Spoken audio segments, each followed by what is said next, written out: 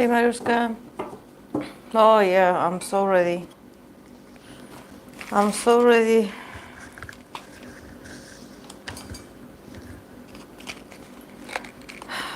I'm so tired. I need this retreat.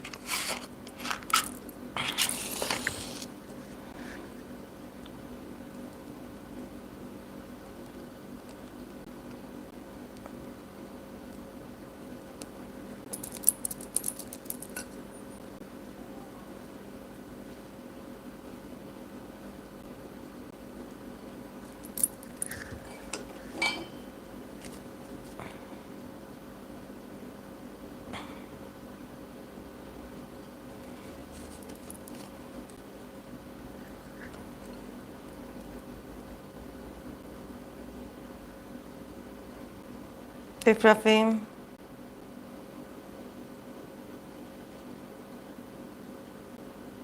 Hey, Hope.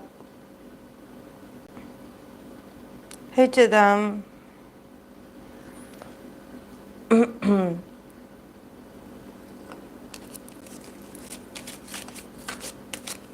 Um, I'm, I'm Rapali Randai. I already have the list of the people that I'm going to read for, but if I have time, I can include her.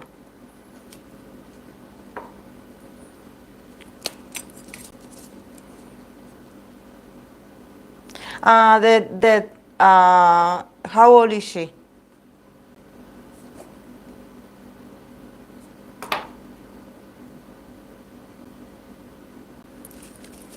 If she's a minor, I cannot read for her. Yeah, she's still a minor. No,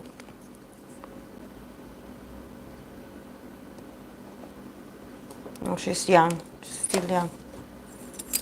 But I'm sure she's going to do great. She definitely, from her energy, she looks older. Like she looks more determined.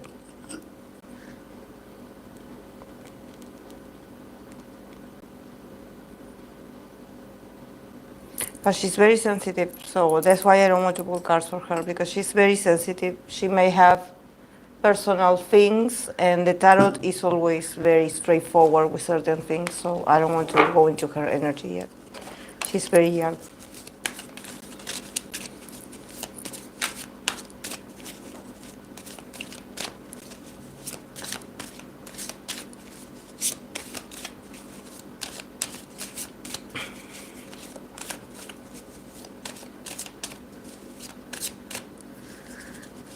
But she's a very passionate girl, so she's going, career-wise, I believe she's going to do a lot.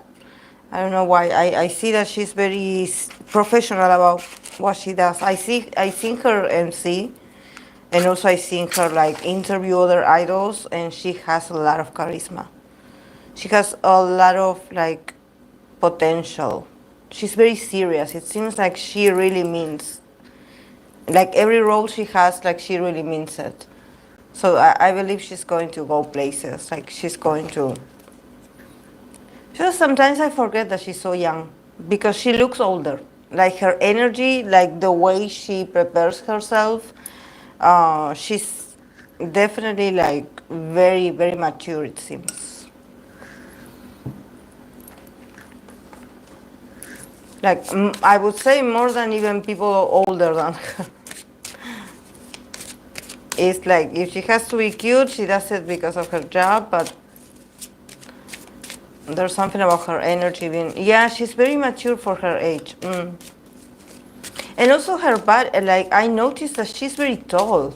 I noticed that when she was dancing with doing this challenge with the boys, Eric and Sonu, I believe it was the honey challenge, she looked very tall. Like especially in comparison to Eric, she looked really tall.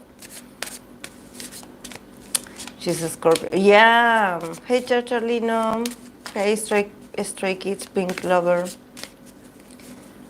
Yeah, she's great. She's amazing for a 17-year-old. Definitely. That girl is going to go places. Definitely. Hey, Samara. She's going to go places. because it seems like she has, like, there's something about her that is different from other female idols. Like, I think that definitely there's some awkwardness at the beginning of some interactions, but maybe, this is their culture. Hey, Natasha. But I think that she's the type of idol that, except that maybe because of certain manners, you are not supposed to look at people straight in the eye. But she does it. She looks at people. When she's talking to them, she's looking at them in the eyes. Yeah, Uncha is adorable.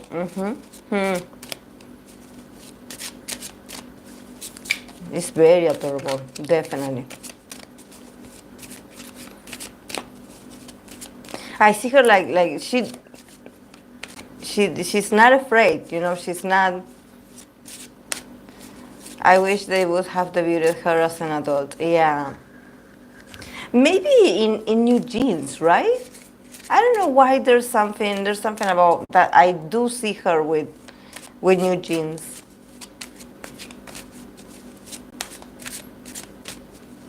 But well, she is the magnet, like she is the youngest, so.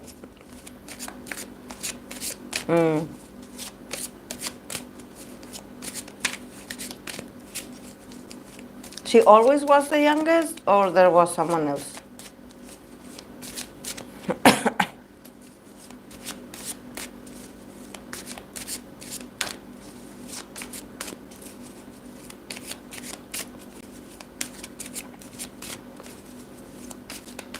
No, she was the youngest. Okay.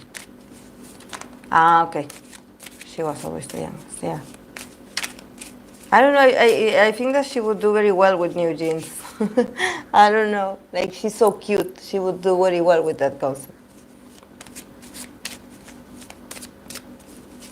And also in New Jeans, also the magnet is like the tallest. Like she's very tall.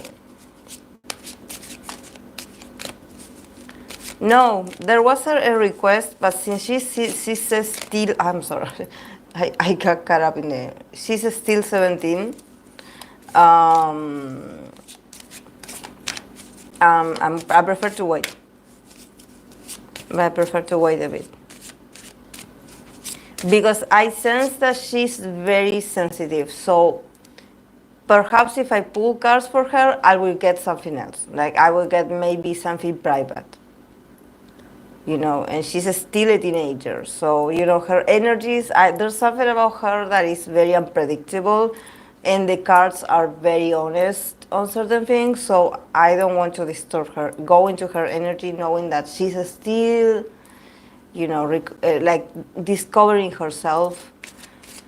Maybe I pull about career and something else comes up, so let's leave it like that.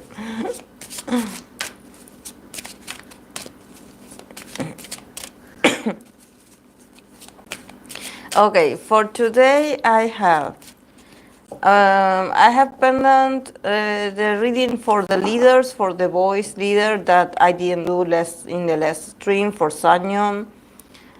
Someone in TikTok wanted me to pull cards for Enhypen Sunghoon, romantic life, or how he is around his crush. That person said something like that. Then for Wonyoung, 10 solo. Since we are in Aquarius season, I'm going to be pulling cards for Jaejoong. For Woodz, because he's going to enlist. Natasha said that he's going to enlist soon. And someone wanted me to pull cards for Hwasa as well. Oh my lord. Why, oh my lord?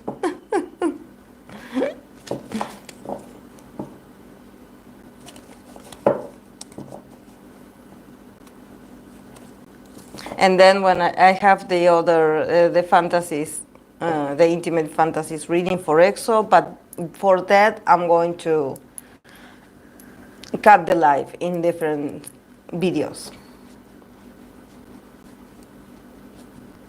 Could you do a friendship reading for Fato and B? How do you pronounce that name?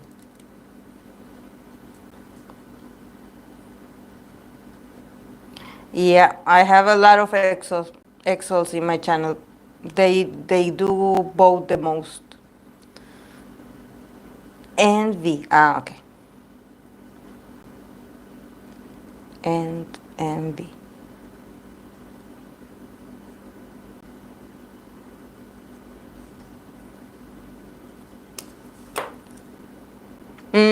Like envy.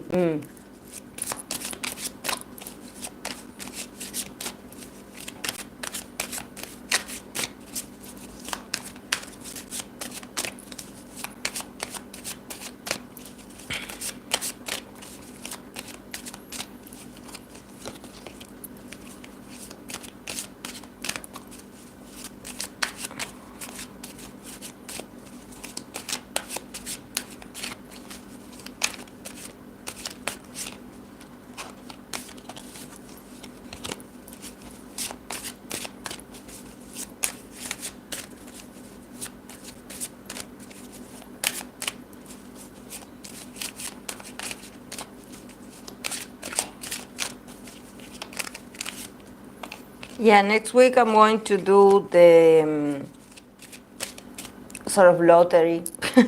I'm going to do the individual names. I'm going to put them in a sort of jar or a bowl, and I'm going to grab an individual name of a member of a group. So it will be like a surprise. And I'm going to do that dynamic with them. To not go through the usual, the whole groups, because there are some groups requests that they do have a lot of members. I do take the time to read for all of them. Nevertheless, people only care about what they care about, their biases. Um, and I'm like, I spend like 3 hours like doing a fully detail on everyone, and it's always like the favorite. So I'm like, I'm going to put the names of your biases, I'm going to mix them all, grab a name, and I'm going to do the reading.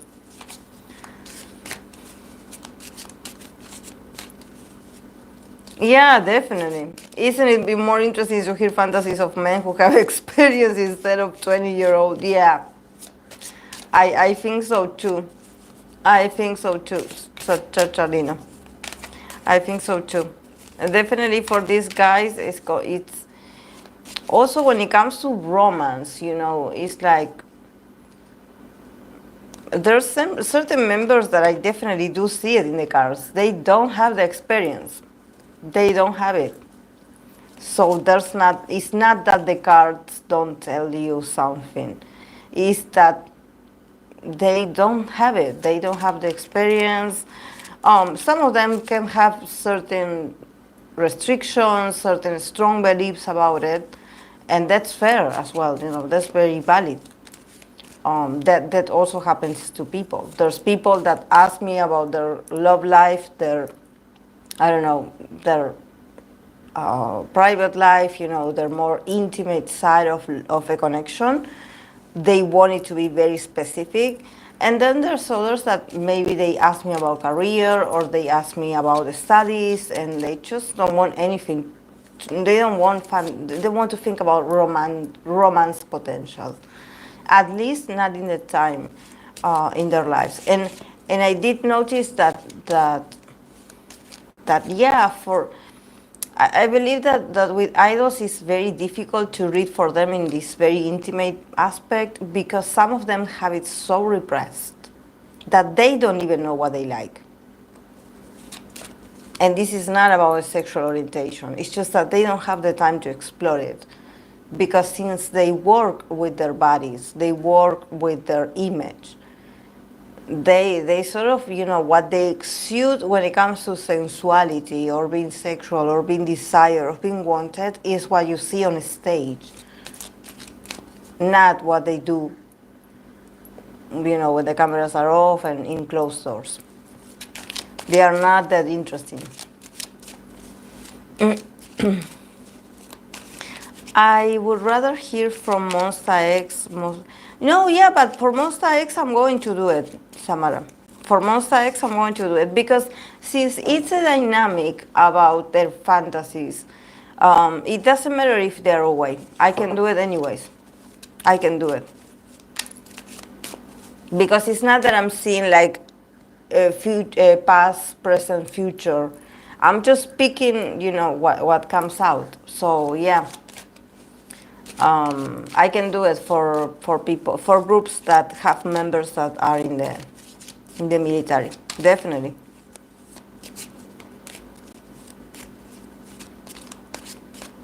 What are the cards that tells you there's nothing? Hangman, Four Swords.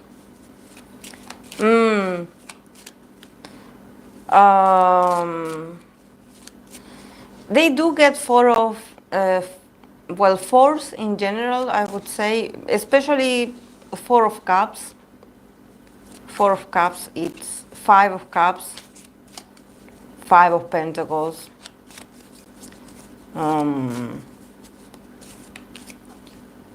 The Moon, Nine of Wands, the Hermit,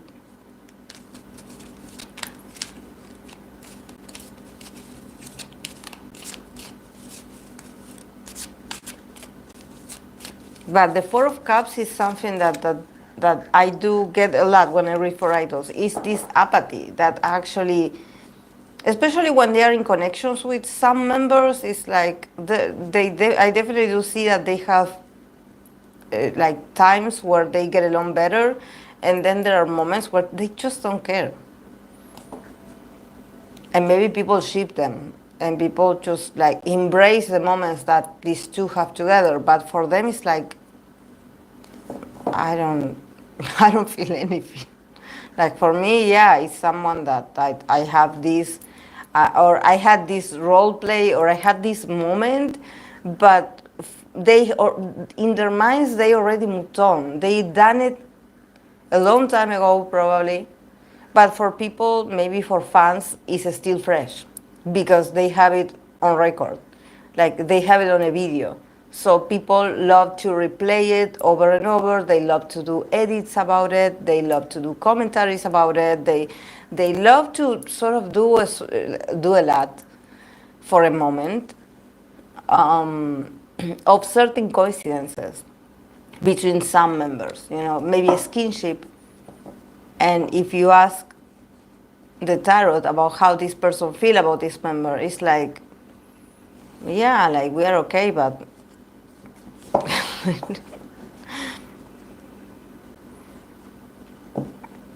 and I noticed this, like I am tired of answering. I'm not going to answer anymore. I'm just going to ignore people that ask me reading for this couple of my demon, for Song Kang and the other actress. I already pulled cards for them in one of my live streams. I believe it was 3 live streams before this one. And I saw nothing. Nothing. The only thing that I saw is that one of them really wanted the project to be over. So there's nothing in there. Why would can you do a 2024 reading for them? Why? Like, why?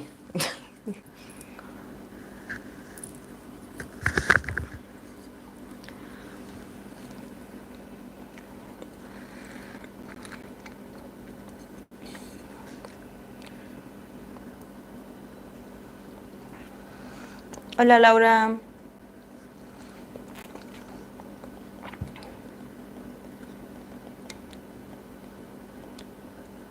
And also, like, actors and actresses shipping is so boring. It's so boring.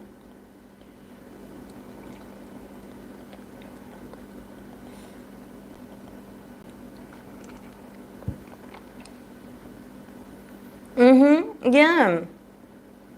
They forget that actors are mercenaries who move on to the next project after a recording is finished. Yeah, some of them already have in their mind like they're already working on a new project or on a new role, so they already are physically studying and learning lines and learning different tactics, so they are not that present. It's like, yeah, it was nice working with you, thank you, bye, next.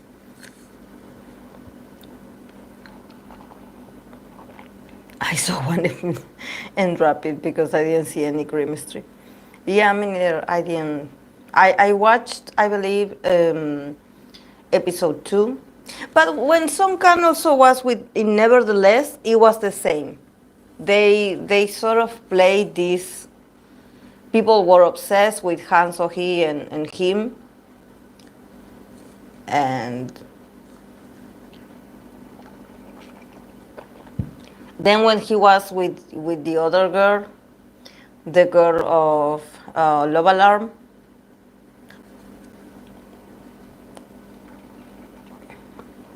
mercenary. Yeah, they definitely are very analytical. They are not like emotionally attached to a co-star. It's more like you better learn your lines because I know mine. So it's like it's all about the mind, you know. Remember, we have to do this. Remember, it has to come out perfect. Remember your lines. Don't confuse me with your lines, something like this, you know. It's very, I don't know why I get Virgo vibe. It's a very like automatic job. I'm traumatized from Love Alarm. Yeah, they have to, they can't be falling in love with everyone, exactly, they have to. It is the same as me. Like, I do have clients, like counseling clients that are men, and some of them are married, some of them are single. And definitely, we do share a moment of vulnerability where they tell me their fears, insecurities, and we work through a lot of sessions, and we work like alone, you know, me in front of the guy or the man. And I am professional because it's my job. Like, I'm not thinking like, oh, no, my client is cute, like I'm going to be. No, I mean, I heard people that they do end up dating their therapist. I did hear about that. For me, I mark the differences. Like, I put the boundaries, the limits. Like, no, I don't get emotional, or I don't allow myself to get that close. Like, the reason why I'm close to you is because, you know, we are sort of trying to help you, assist you through some kind of trauma or through some kind of, you know, event that happened in your life that you want to work on that, but you are vulnerable in that moment. So if I want to flirt with you, or if I want something from you, you know, while you are opening your heart up and you're being vulnerable and you're telling me all your secrets, you know, that's not very ethical. That's not very ethical. You know, in session we work. In session we work. It's the same as here, guys. When we talk, you know, between ourselves in here, and we have these few moments before I start pulling the cards, and we talk about me as a random person, or my opinion about this is this. But then once I start pulling the cards, it's like me going back to the cards. Like, I'm not like thinking like, oh yeah, really, what do you think about the card that I just pulled? No, I read it as I see it, or I say what I'm seeing, and then later we can discuss it. But the moment is very important for me to miss it, you know.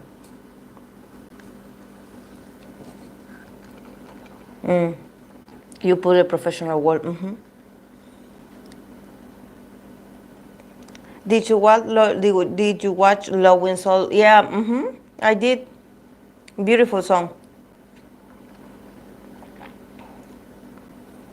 Beautiful song. Like always, IU has like the best emotions. I love it. Every time I hear her songs, they do give me OST vibes, you know, K-drama songs. So emotional.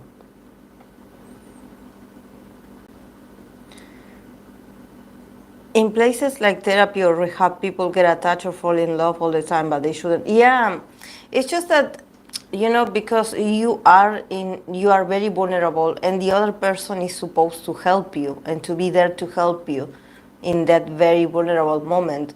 You cannot help to sort of like fall in love because you put them in a pedestal. You know, this person is helping me to heal, or this person is with me. You know, I'm not alone because this person, you know, is is is working here to make me feel better, to heal me. So that's why I'm forever grateful. You know, and maybe, you know, if you are very like, if you tend to idealize people a lot, yeah, you know, whoever pays a little bit of attention to you, you're going to be mesmerized. You know, you're going to feel it like, no, it's not that the person is doing their job by assisting you, it's that they do it because maybe they like me, maybe I'm special, you know, oh, they are special, you know, see how they're treating me, because maybe never in their lives they had that. Definitely having someone that can help you is like you melt in front of the person, especially when you're someone that you are used to doing everything by yourself. You know, the one moment that usually happens in hospitals when you have a nurse or when you have someone around that works in healthcare, and when they are so nice and they try to help you and they're like, let me help you, and they assist you and they give you, you know, what you have to do, this and this and this in order to get better, you feel like, wow, that person is amazing. Because maybe you're someone that you're always used to not getting that help, you know. For example, if you pay someone to have a therapy session, a one-on-one therapy session, some people do complain, oh, but therapy, you just go in there and talk, and they charge you to just hear you talk. But actually, therapy is very healing. Yes, you do have to pay, but at the same time, there's something about you maybe having that 50 minutes session or an hour session for yourself. And yes, maybe you do have to pay someone to hear you, because otherwise maybe no one hears you in your life. But that's okay, you know, that's okay to go pay the service. You're worth it. You deserve it.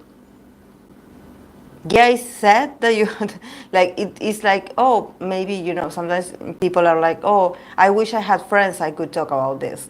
Yeah, but maybe if you had friends, you wouldn't be able to open up like you open up to a therapist. Because the therapist is there to not judge you, to listen to you and not interrupt you.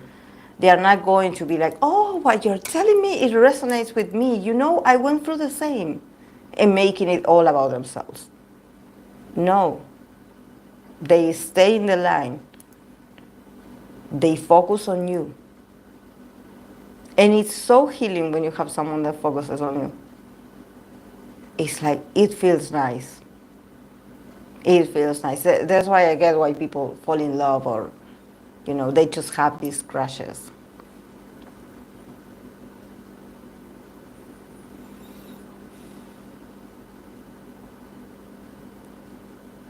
It was lovely. Mm-hmm.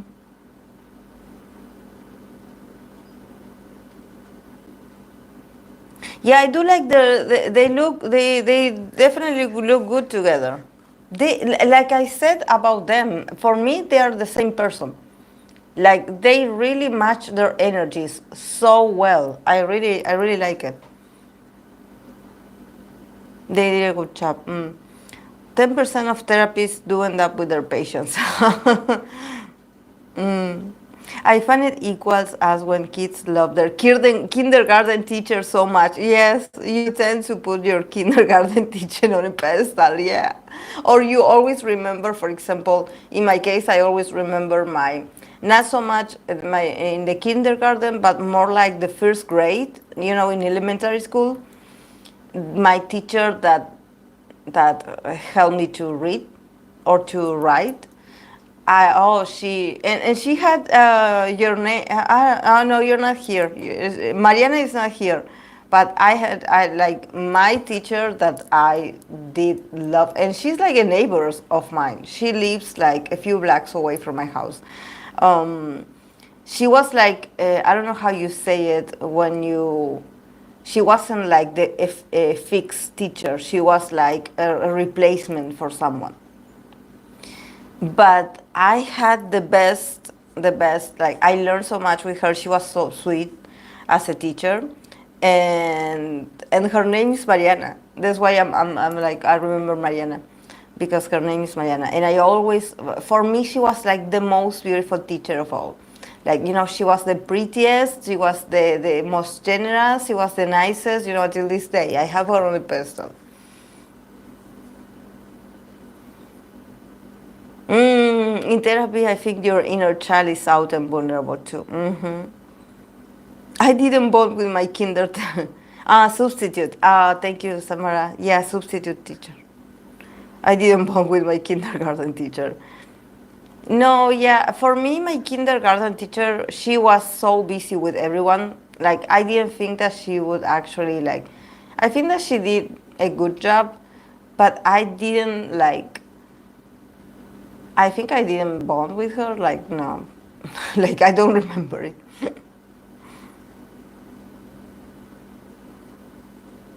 My sister wanted my dad to marry her kindergarten teacher. That's how much kids love them. Yeah. Yeah, because they are so sweet. Some of them are so sweet, are so like.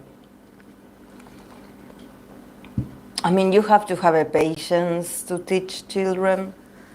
You must have to. It's not that you have to be an angel, but the patience that you have to have. I know I was annoying when I was a child. Like when I was a child, if you think that I talk a lot, guys, you have no idea how talkative I was in kindergarten. Like I would never shut up, never, always talking.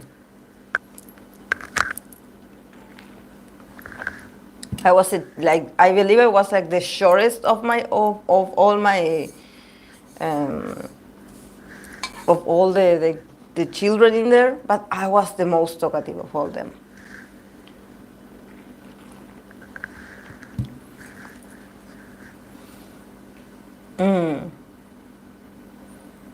I didn't understand why she wanted us to play games all the time.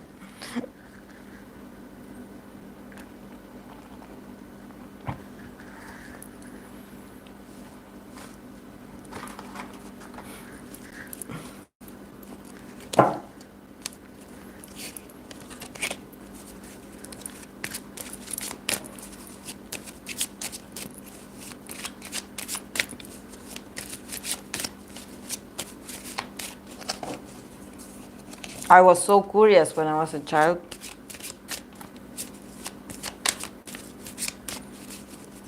Actually, it's very funny because I would talk to myself a lot because, I didn't have brothers. I grew up as an only child. Of course, I used to play with my cousins and everything, and I had a lot of cousins. So it's not like I was alone.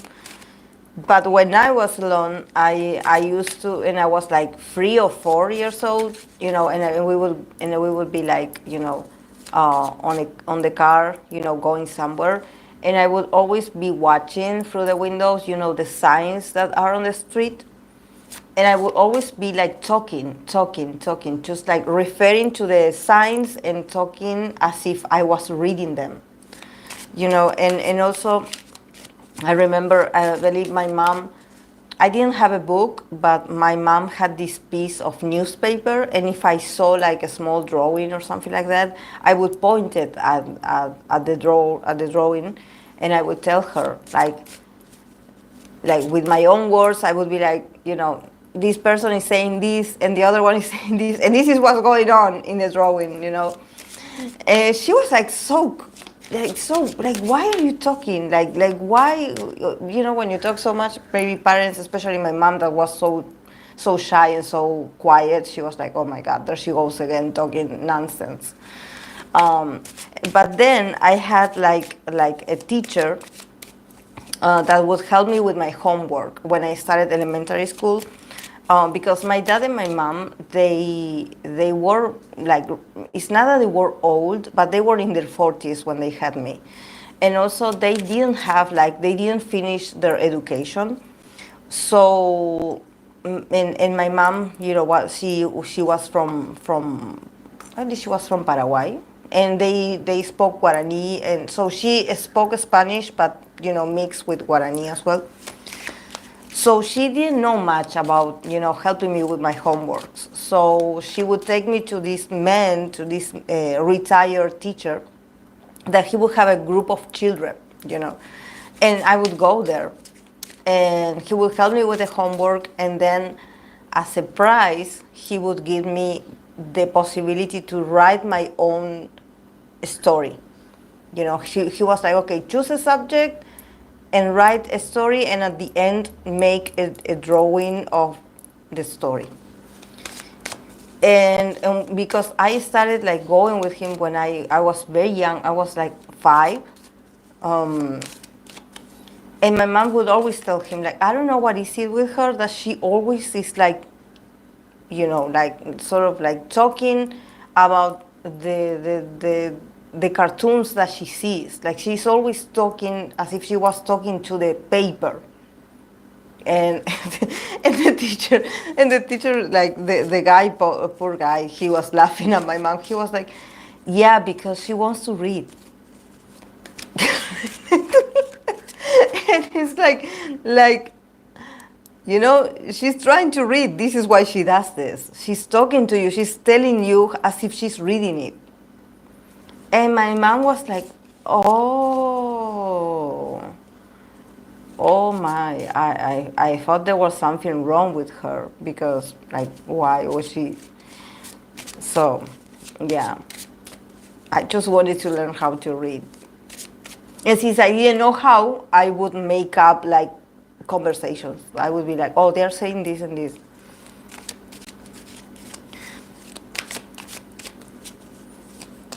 Where is your Mercury placed, Vanessa?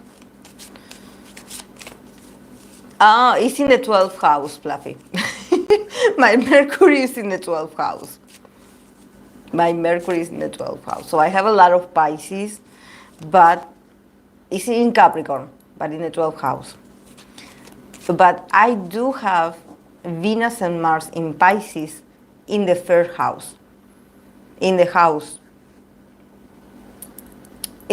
of Gemini.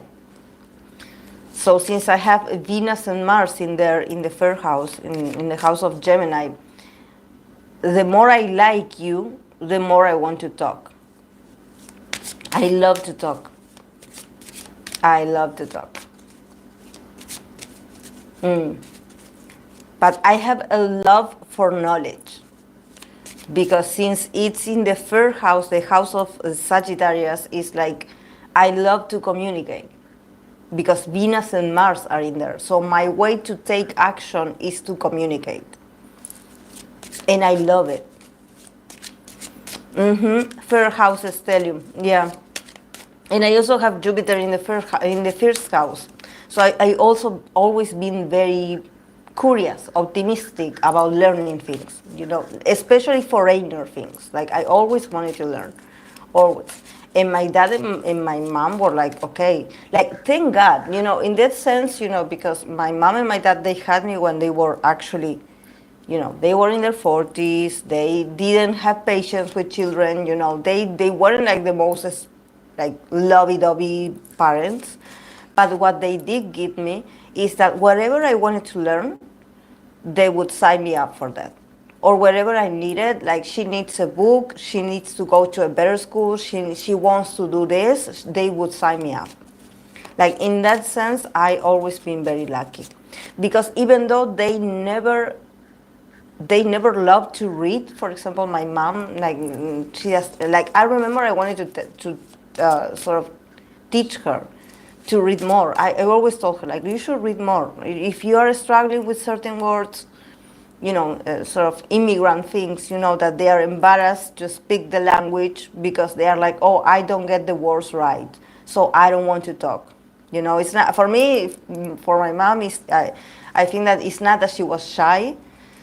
I believe that she was afraid to not, pronounce the words correctly, and that's what kept her from communicating. Uh, but yeah, for me, it's all the contrary. Like, I always been shameless in that sense. Like, I'm like, okay, I'm going to talk the way I talk, and if you get it, you get it, and if I don't get it, well, I will work on it. But in the meantime, I talk like this. I talk like this, and this is why I have a YouTube channel in English. And now that I have TikTok, and it's in Argentina, the TikTok, and a lot of Argentinian K-pop fans are following my account, they are like, I saw that you are having mate. You are from Argentina. Why are you speaking in English? And I'm like, because my channel is in English. My channel is in English.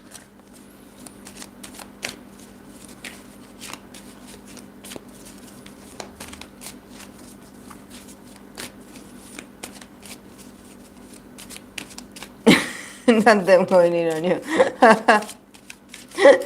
I swear there was someone. That's why I have Akira also as a moderator in Spanish, because there was someone that came the other day and they were like, I see that you are from Argentina. Why are you speaking in English? Because I want to. Because I can. Because I want to. I swear, I want to. Like, why can't I?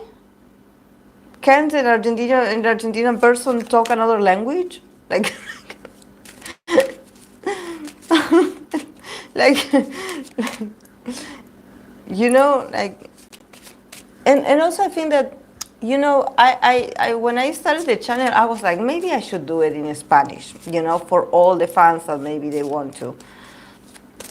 But what I learned from this channel specifically is that I can help other people also, not just be pulling cards for idols and that's it, sort of entertainment. I also had the possibility to read for a lot of you guys and for people that maybe they don't show up in the lives.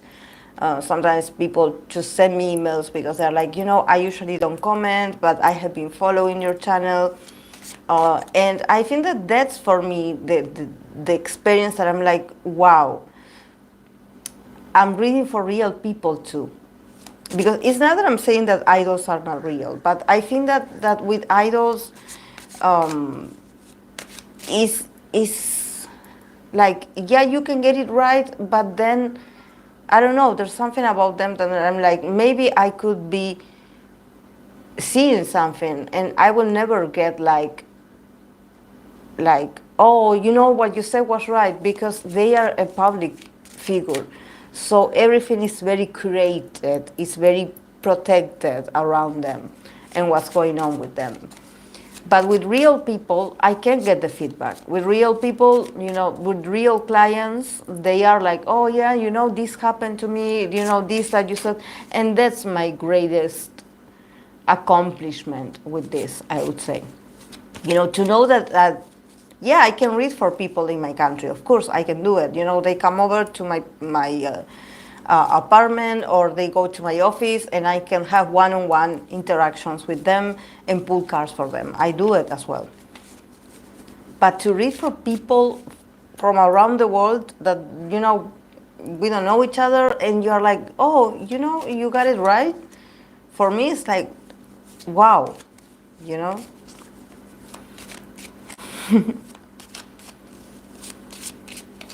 Yeah.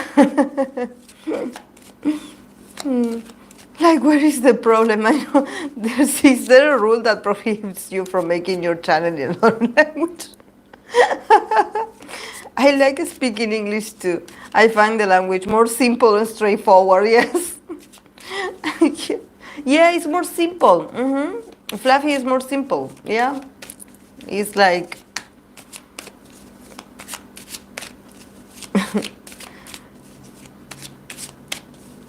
And also, this is the thing, because if I think about some K-pop fans that could consume what I do, teenagers, young adults of this age, they are very resourceful. They are very intelligent. They know English. They know it. If you are lazy to use it, that's another thing. But if they're interested in their bias, they will get the way to find out what I'm talking about. Because they do translate or they do listen to Korean content. I do it too. And sometimes I don't get it. I don't understand. Sometimes we do get Taiwanese idols talking. We do get like Chinese idols talking, Japanese idols talking. And we, I don't know, somewhere in the internet, someone is translating it. Or we just listen to it anyways. Yeah. Yeah, Laura speaks Spanish.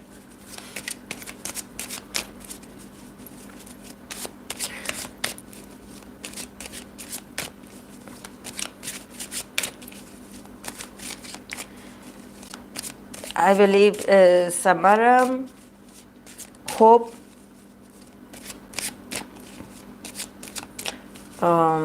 they live in the US.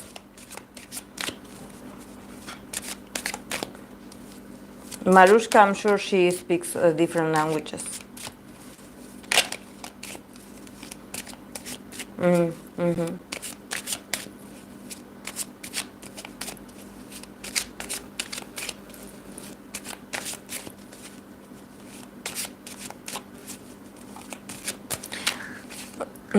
Okay, guys. I'm going to start with pulling the cards for the leader that I forgot about this the other day. The leader Sangyeon. English is our connection. That's what I mean. When I use English, for me, it's a way to create a connection with someone that otherwise I wouldn't be able to connect. Not a native English speaker here. What language do you speak, Jedam?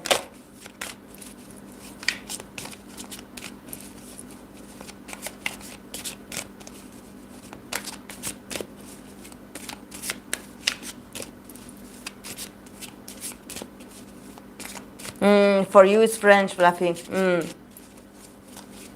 I love it. Filipino, but I live in the US. Oh. Cool.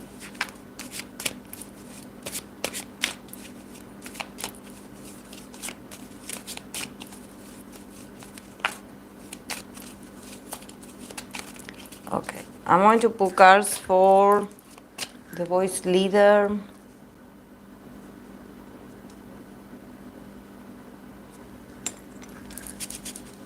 You are German.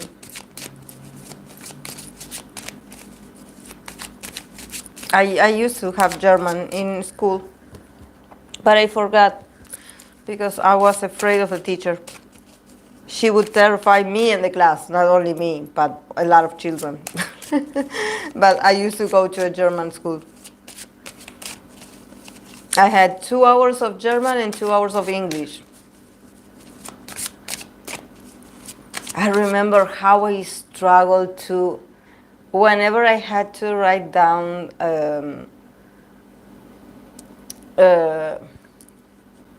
in the blackboard the word Deutschland. It was long, like all the words in German are so long, like, and for me the worst part was the SCH, then you had ST,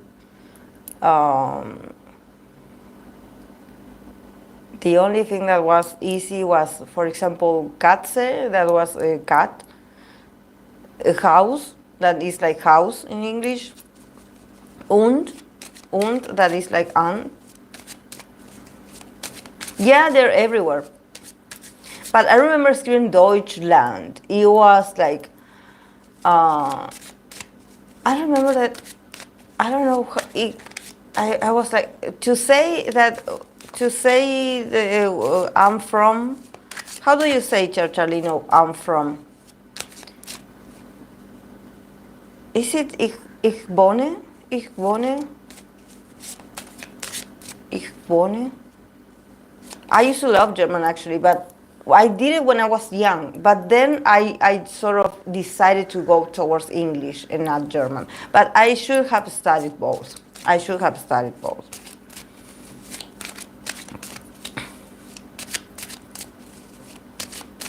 Ich wohne in, ich wohne.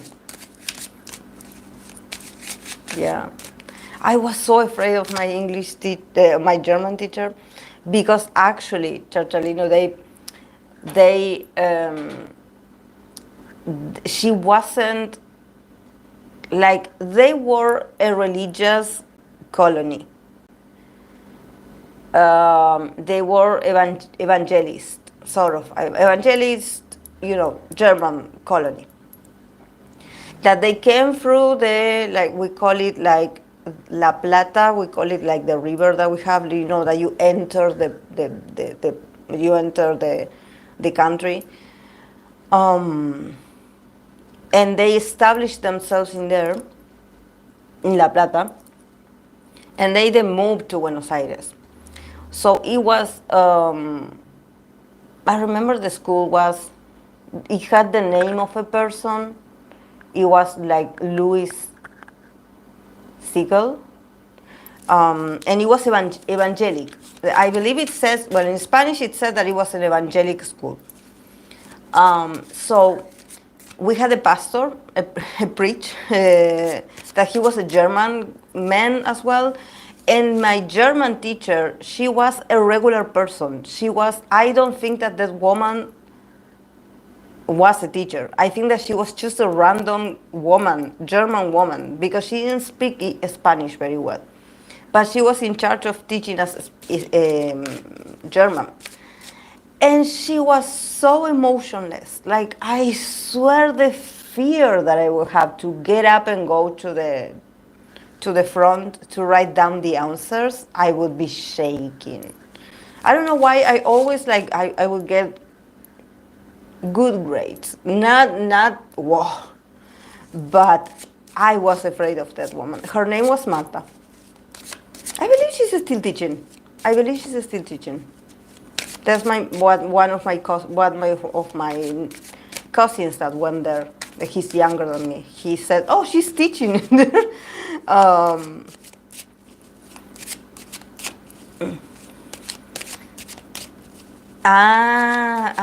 Ich bin aus. No, I think it's Ich wohne. Ich wohne. It was Ich wohne. Ich wohne. Yes, they are scary. They tend to not show their emotions. Yeah. Yeah, like, I swear, like, I would pass the classes, but I didn't remember a single thing. Like, and we will have, like, these masses, like this. So we will have to pray before the year begin. They do this sort of ceremony. And I remember the guy, the preacher, he used to wear this very golden chain with a cross, and he had a huge bling bling on him. When bling bling wasn't a thing, he had it. But he was cool, because he would tell us, like, children's stories with morals, of course, about the good and the bad. Of course, that I would have to let them know that I was Catholic. So even though I did go to their classes, it was like it was a religious class where you would go and just paint pictures of Jesus. But yeah, they had also a church next to it, but I wouldn't go on Sundays on there, because since I was Catholic, like, but there were people that would go, that they were evangelists, and they would go. But yeah, it wasn't a good school. Like, I think that in there, that's when I got my love for language, because You know, guys, I'm actually like, it's not that I'm old, but you know, I'm almost 40. When I was young, when I was in elementary school, the access to you learning languages and also computer skills using a computer, it was very brand new in the 90s. Like not all schools had it. Actually, the school that I went to was a private school. It wasn't like a regular public school. But you would send your kids there because you wanted them to learn new languages, you know, to learn how to use the computer. Back then, I swear we had like 4 computers. We were like 30 children, and we had 4 computers, and we would all take turns to just press a key. That's how my first encounters with the computer. So, so you know, like you know, in the 90s, it was like that. Like you learning another language, it was a whole process that not all children could access to this. You know, and it was like, because you had to buy the dictionaries. I remember that the dictionaries, the English dictionary, the German dictionaries, were so expensive. So it wasn't like, you know, like it was just like a regular class. It was expensive to be able to have that, because you could go to a public school and just learn the basic mathematics, geography, history, and literature, and that's it. But in this case, we had 2 languages, computer class, you know.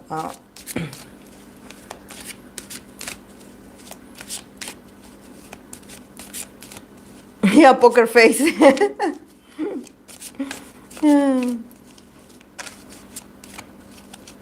Yes, that's true. When I was a kid, I was intimidated by computers because I wasn't so exposed to it. Yeah, we would be curious, but at the same time, you were like, can I press this button? Because, and everyone were like, no, no, no, don't touch it. Don't press that button. You're going to. Oh my God, yeah. It's Latin America, guys. I know that probably for you, well, some of you weren't even born, but in the 90s it was like a whole boom, but we were slow getting some things over here. Mm-hmm. Yeah, definitely. Now that we're talking about this, I'm surprised how intimidated I was as a kid, and now it's my everyday in work. Yeah. Mm. Oh, I love Jeff Avenue. I love him. Yeah, it's more important than ever to spend time in nature too. Mm-hmm.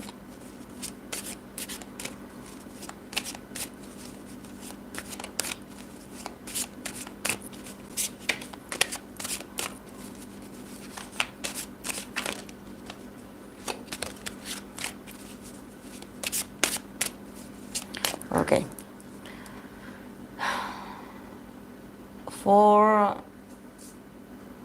the boys, Sangyeon, I'm going to start, guys, because I start ranting about things and then.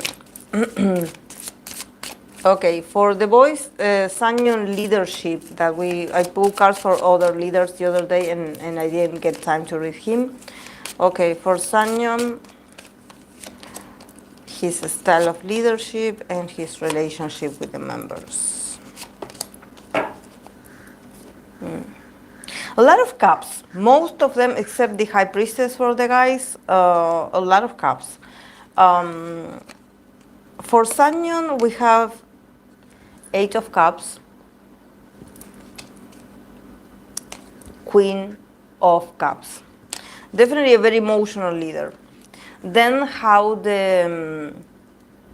yeah, Sangyeon has been looking so tired recently. It shows. Then from how the group sees him, we have the Priestess. Look at this Priestess, how beautiful she is. The High Priestess, and Ace of Cups in reverse.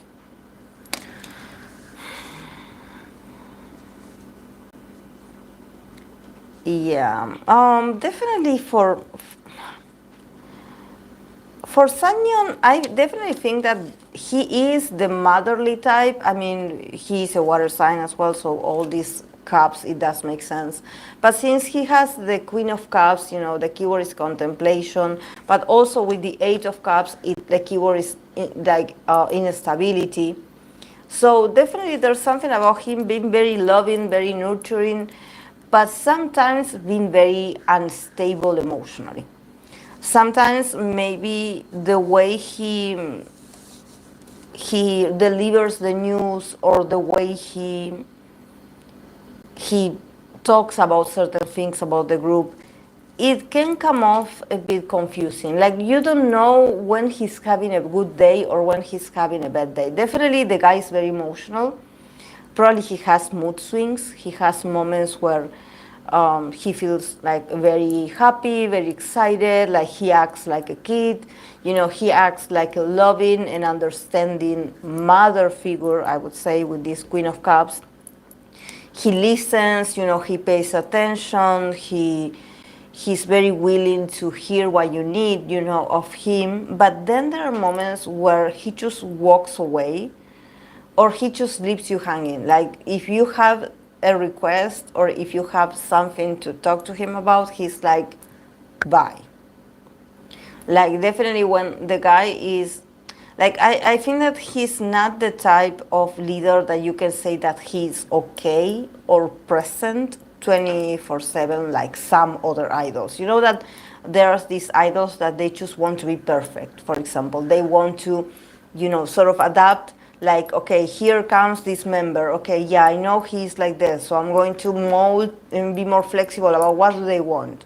Then comes the other guy, and I'm going to go and having to talk to them. You know, I'm going to middle in. For Sangyeon, I think that at least in this period in his life, he's going through a lot of instability, and it's emotional. It's emotional. I think that probably he's not feeling that stable.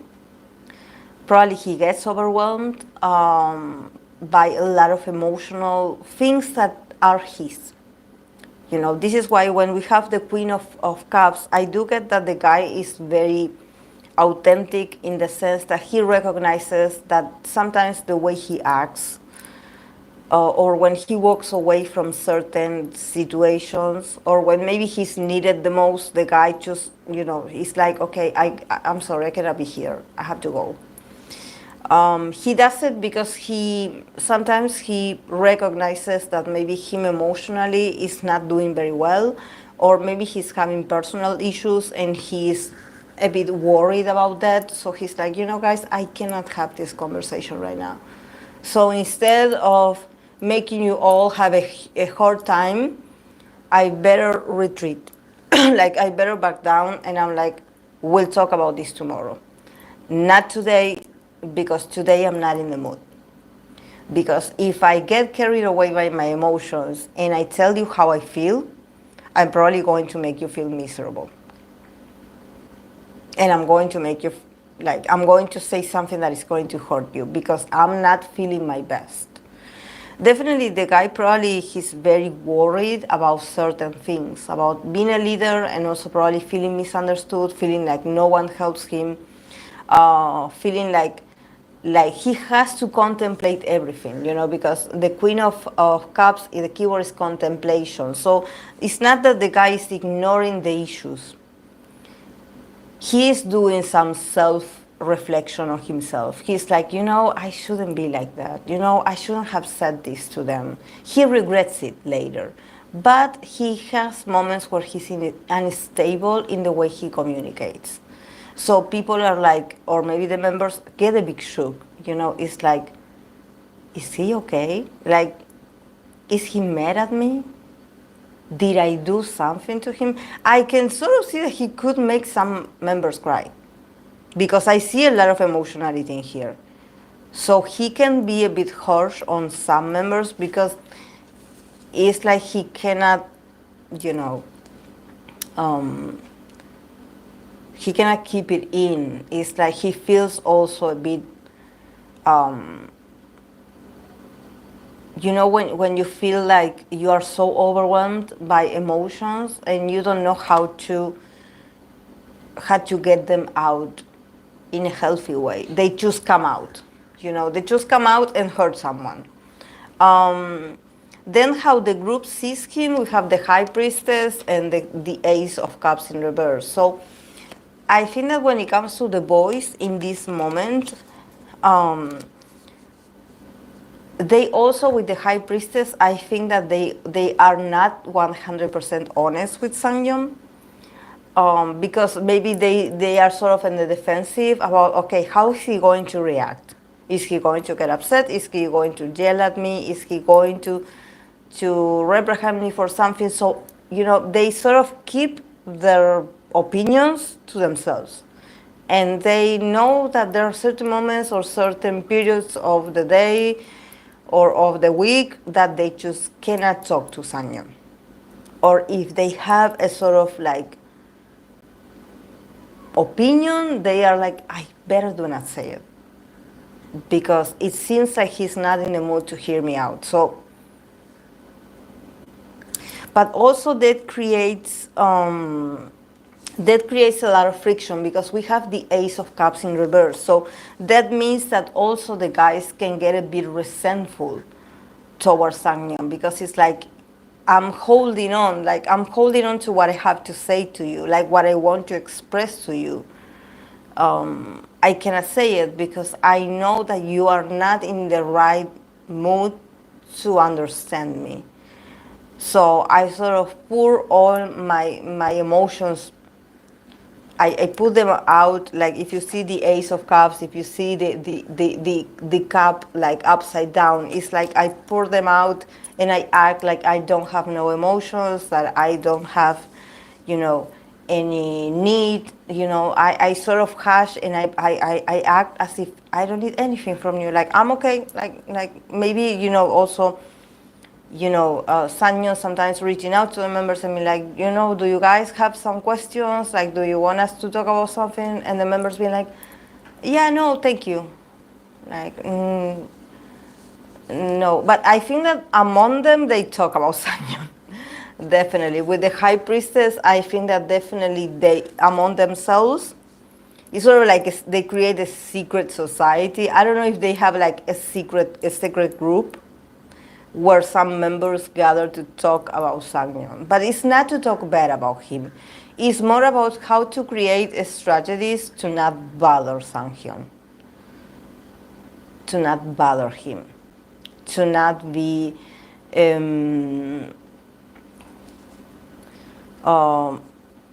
like a weight on Sangyeon. It's like, let's not make this more difficult.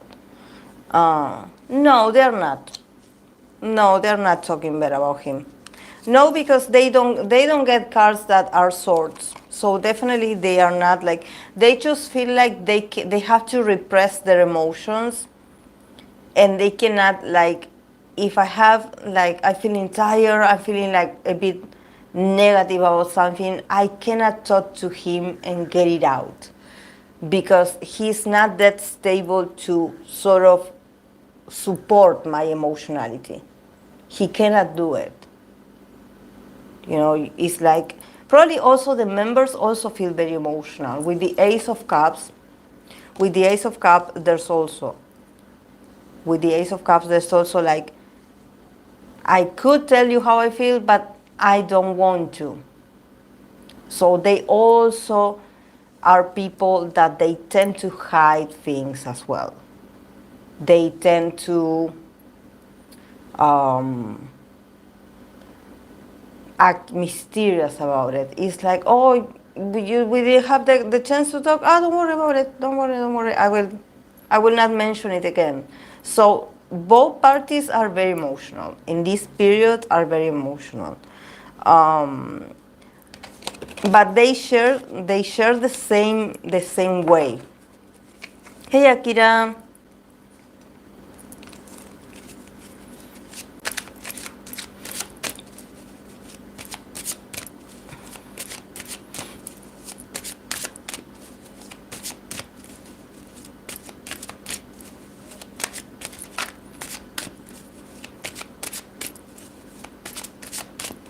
No, because to talk bad about something is an air element. It's when you have a lot of information and you're collecting receipts and you have a lot of sources. So you have that information. When it comes to the cups that they both got, it means that the guys sort of are feeling very sensitive among each other. It's like they feel very sensitive among each other. And it's like, instead of me facing that, okay, I feel like you're not answering to my needs, I act mysterious. I act mysterious. It's not like I go and talk to other people about you. No, because the communication is not open. There's just a lot of intuition open, because with the high priestess, there's a lot of perceptions, like, oh, I think that he saw me like this, he looked at me that way. You know, there's a lot of mysteriousness. There's a lot of sensitivity around, like, okay, what happened? He looked at me like this, or I look at him like this. You know, there's a lot of sensitivity, but there's not like a clear image of like, oh, I heard this, or I saw this message, and I with my brain, I created something out of this. No, no. But also, you know, with the high priestess, it lets you know that probably the members also have this tendency to be secretive around each other. It's like no one is safe in there, because they are secretive. Instead of confronting certain things, they prefer to retreat, and it's like, oh, okay, we're not talking, okay, okay.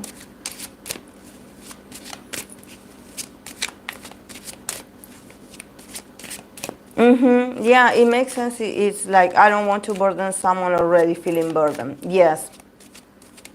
Yes.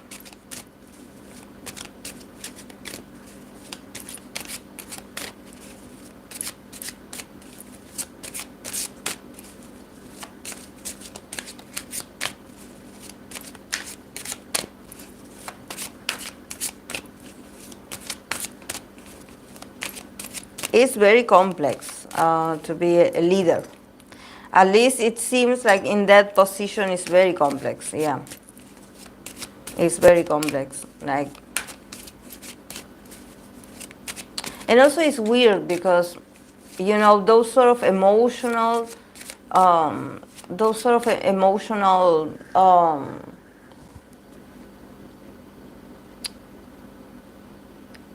like I wonder, like, why is he feeling so emotional? You know, because leadership is like a sort of job. You know, it's about job. It's about performance.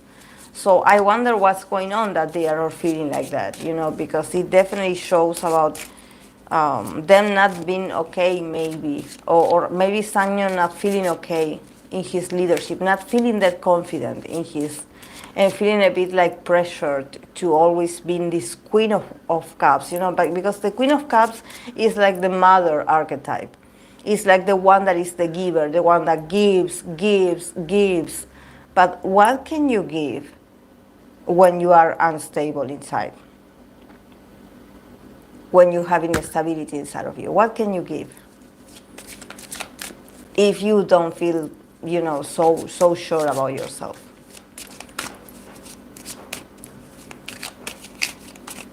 Okay, I'm going to pull cards for Enhypen Sunghoon Romantic Life.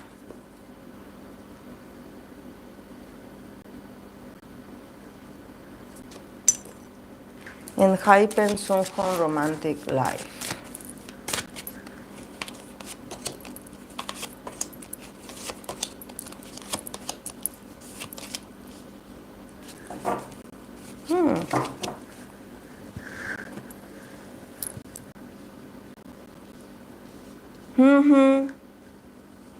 Okay, we start with the Five of Pentacles, Four of Wands, Queen of Swords. So there's a Queen of Swords in here in the middle, the Tower, and the Devil. So I don't remember, but when this person asked me this reading, I told her that I would pull cards, but I believe that I got it from the way he flirts, or some other reading that I did for them. I don't know if it was their Venus or something like that. But there's something about Sunghoon's energy that the guy is very hard to read, especially when it comes to matters that it has to do with sensitivity or it has to do with emotionality. This doesn't have this doesn't mean that the guy doesn't feel. He has his emotions, but probably the guy is not that romantic. Like, the guy takes his time. He's complex. I don't get romantic vibes from him. I don't get that the guy is like, being flirtatious and being just like, being charming. I think that the guy is just being very professional. And it's not that he's like cold, but I think that for him relationships are complex. Definitely, if I see the Queen of Swords in here, I could see that there's someone that I don't think that is his love interest. I think that probably is a woman that is interested in him, someone that stands out from the others. But also with the five of Pentacles and the Four of Wands, there's this like, he's not that confident about this person, so I don't see him making advances. I think that this person is here, maybe if she is here, because with the Four of Wands, with the card of completion, maybe they are close because of they have some schedules together, they work together, they know each other.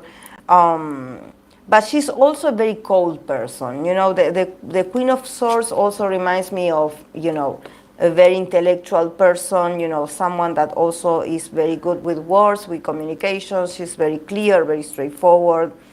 And I think that, everything is okay, but he's not that confident. It's like he's trying to portray like, oh yeah, like, we are close to each other. But I think he feels weird still around her. And also with the Tower and the Devil, I think that if this is something that is starting, it's not going to last very long. I think that she's present in here. And I wonder if she is present in here because she wants to be in his life. Instead of him wanting her.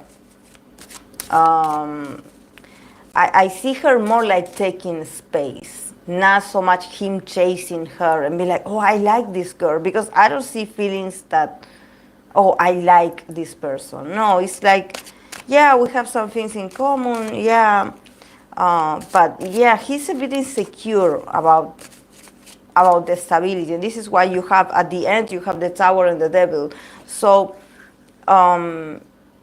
either this person, this queen, is very toxic, like she's very toxic herself. So he's like, if you're going to behave like this, and being a bit inconsistent, like, I don't want problems, so bye.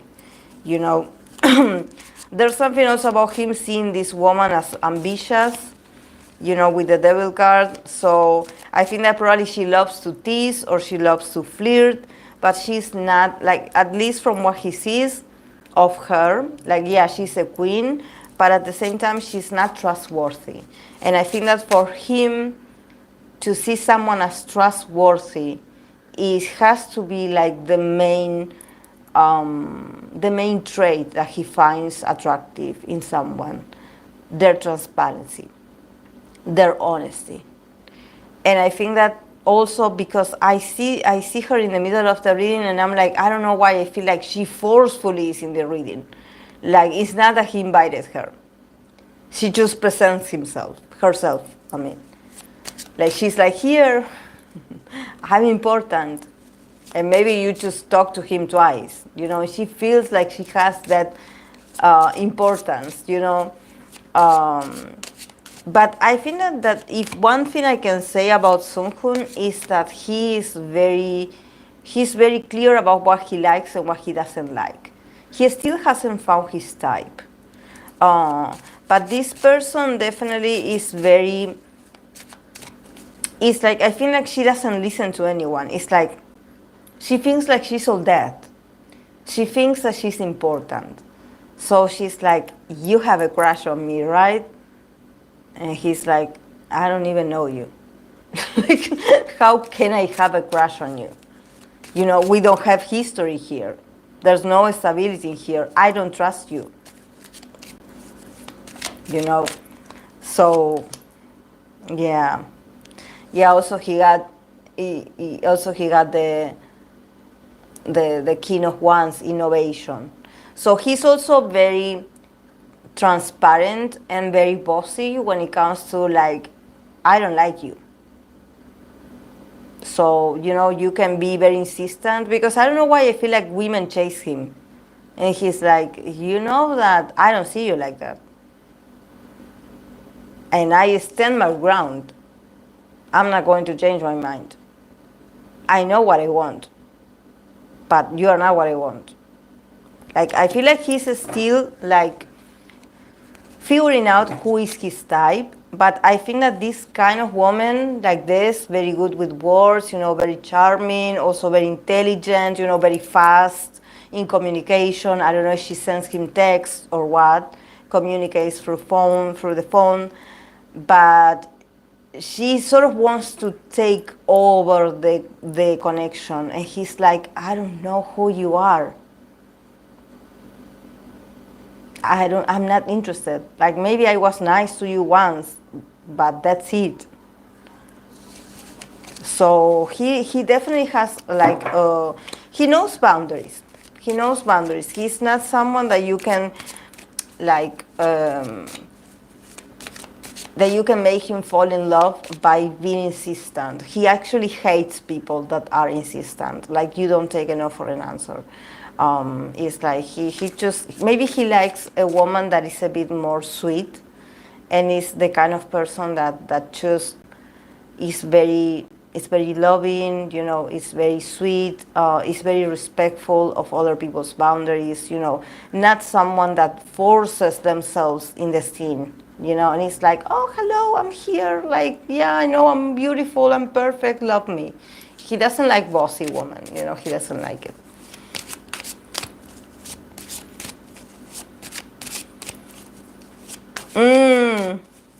Yeah, Marushka, yeah. Yeah, I get the vibe. I get the same. I get the same vibe.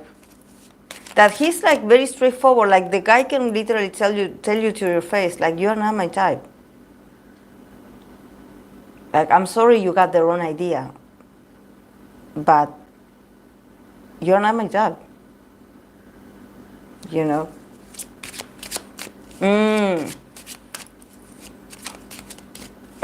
Yeah, that, you know, that honesty. That's why he got the King of Wands. Because even though, yeah, he's young, but the guy knows that if you are the kind of female or you are the kind of girl that I don't know if maybe this girl can be an idol herself, you know, someone very famous, someone also very smart, maybe older than him also, you know, someone that likes to take territory and be like, you know, I find you cute, or, you know, like let's talk. And he's like, yeah, you know, I'm talking to you because you initiated the conversation.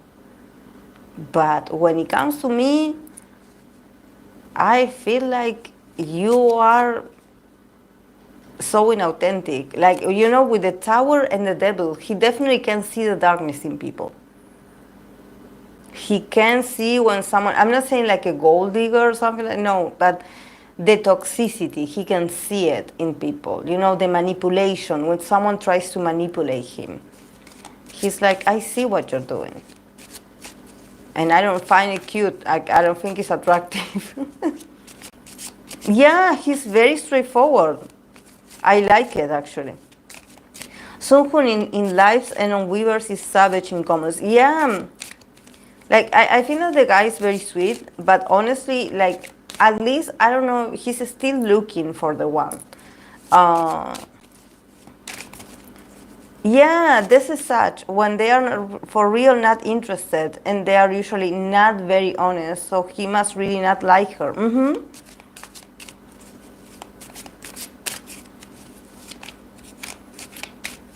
Yeah, I like his energy. But this person that recommended this, that I do appreciate it, I told her, like, you are asking for a romance reading for someone that I don't, according to my experience reading for Sunghoon, I don't say I know these people. I don't claim I know these people. But I did notice that he's a tough guy to read. You know, the guy is like, you know, things are not easy with him. It's not that you're going to get, oh, this is cute, this is lovely. No. This is sentimental. No.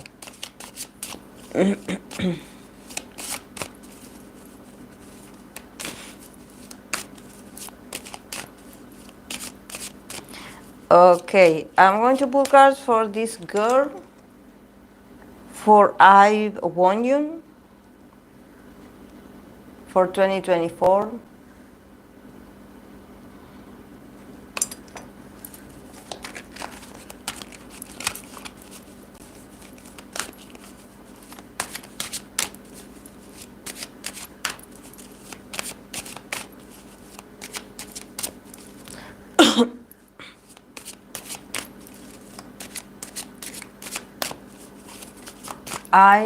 Wonyoung.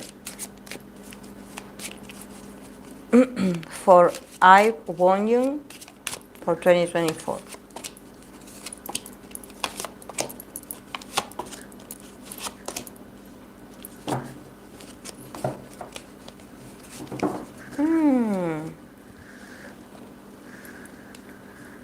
Is she in hiatus?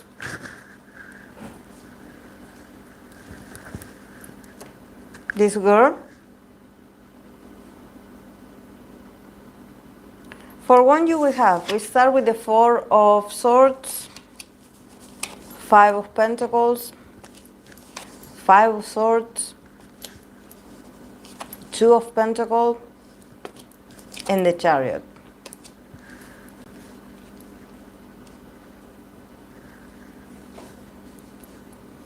Yeah, the cards here say that she needs to rest.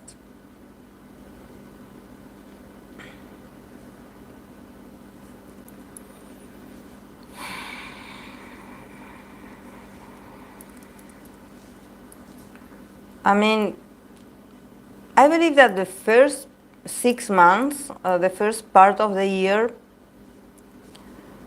are going to be a bit challenging for her. Like, I sort of see it. Like, I don't know. I think that she's been very brave. She's adapting. She's working.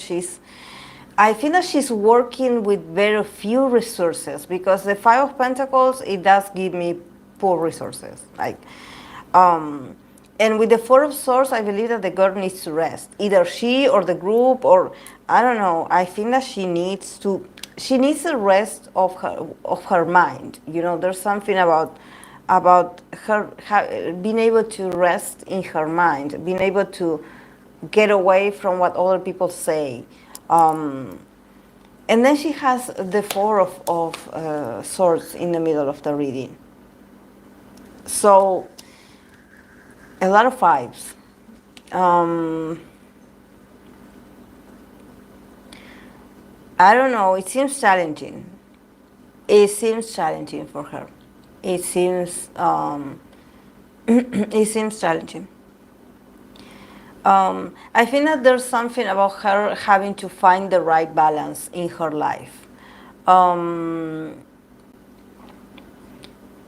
Because if she doesn't, she's going to lose a lot of potential opportunities. Because I think that either the company is not really providing her with what she needs, or maybe it also has to do with her health, her well-being in general. I think that they are not providing her with the right resources, with the right help. If she's working, there's something about she also being always attacked when it comes to comments, and and just feeling like you, sort of like Jenny, that we often talk about Jenny. Also, Jenny being this it girl also of her generation. Like it seems like it doesn't matter what you do, you always lose.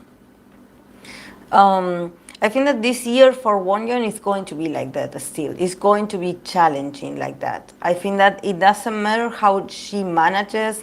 I see lack of resources. So I don't know what they are doing with this group or what they are doing with this girl in her, when it comes to, her. It seems like there's not much to work with.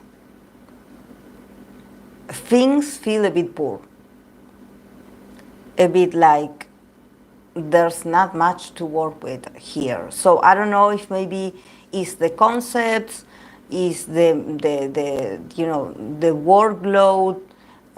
Someone here said that actually she's busy, but there's something about her never winning. Like she's supposed to be like sort of accumulating a sort of like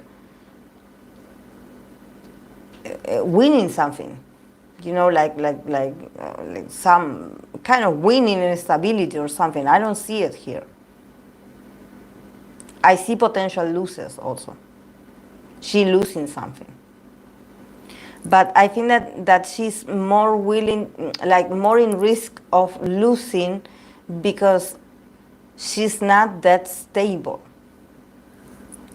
Like they are not taking care of her. I don't know if they're sending her to do some activities and then they don't pay her, but it seems like, she is trying to act like she has it, like she has the stability, like she's okay, but I think that this woman needs to rest and that she needs to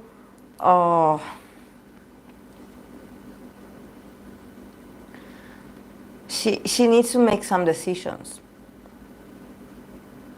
There's not much to work with here. I don't see grand opportunities. The first 6 months of the year, I don't see like, expansion for her. No, I see her like sort of trying to hold on really tight to the opportunities that she has, but ends up losing something instead.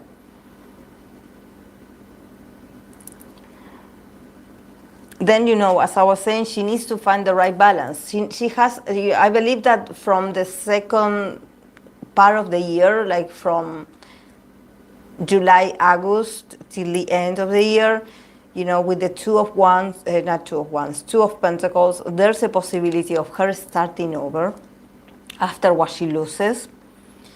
Her starting over and starting from zero, like, regaining confidence, regaining opportunities, sort of finding a balance with I'm taking care of myself, I'm taking care of my needs, I'm taking care of my body, I'm taking care of what I need, and then I go and I offer my services and I work with brands and I work with other people and I work with, but you first have to find the balance. Like if you are not feeling well, you cannot produce.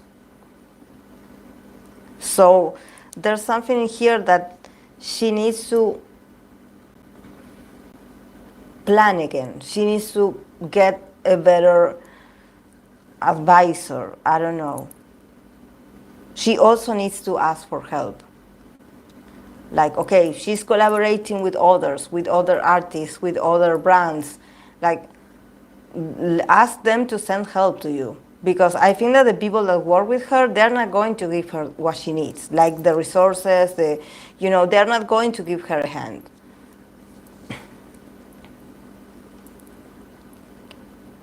The second half of the year, I see her like starting over and regaining confidence and regaining more productivity and seeing a growth in what she's doing. But she's going to just have to start all over with what she has. The last card is the Chariot. So it's positive. Like she's going to end the year very well. Like she's going to see her product. She's going somewhere. Like she's going to start moving towards new objectives and goals, like individuals goals, because I'm reading for her. But I think that from what I see for the first months is going to be very, very, there's not much to work with here. I don't know what they're doing with her, but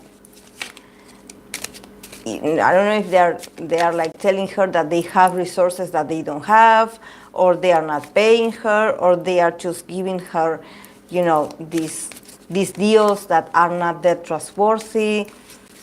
I would be careful about what I sign.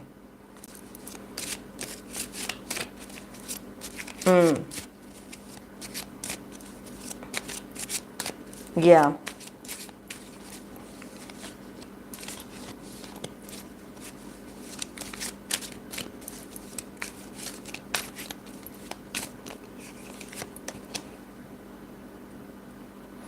Yeah, then with the Chariot, we have the Three of Wands. Again, see how she, after the courtships, maybe after the after August, you know, the last months of the year, she's going to rise up again. She's going to connect with energy again. She probably is going to sign a deal with a very influential company or brand.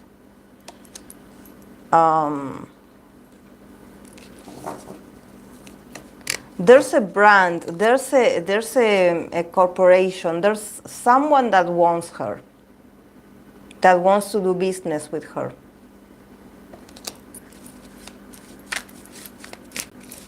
There's some people that want her, that they want her, they want to work with her, but also I don't know if it could be about, you know, sort of give her an opportunity to go solo.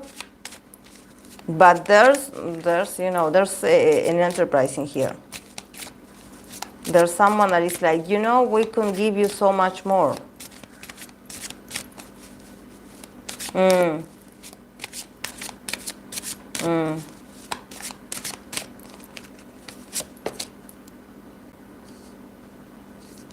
Yeah, a brand new idea. Ace of Swords. A brand new idea. This brand or this enterprise or this organization is going to plant an idea in her head, a very new one. You know, the Ace of Swords, it says energy. They're going to, you know, motivate her. Like, they could probably buy her, I would say. They are like, you know, we can give you so much more. You deserve more. And after all the struggles I see in here, like at the beginning of this year, I'm like, I will get it. I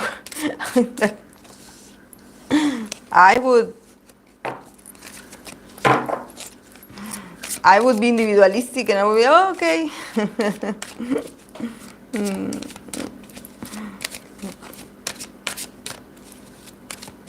They want to see her shine solo. Yeah, probably. Probably. They had wanted her for so long and they're just waiting for the moment. They are waiting.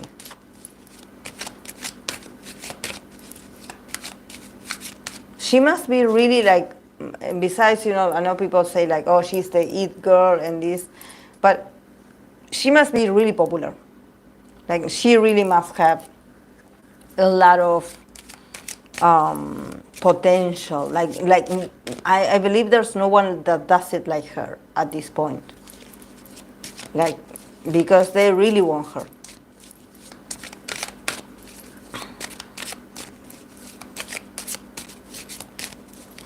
Okay, let's move on to 10 solo.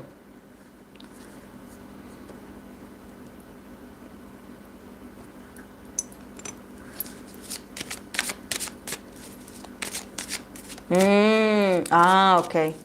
She's extremely popular. She's one of the most talked idols currently. Yeah.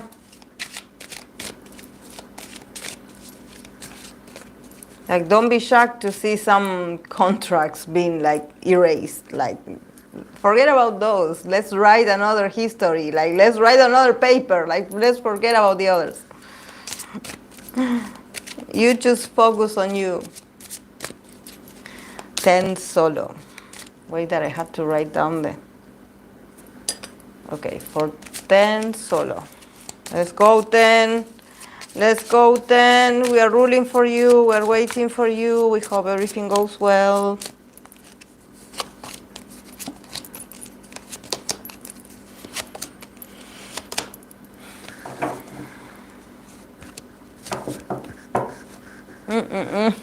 It starts very well, but oh my.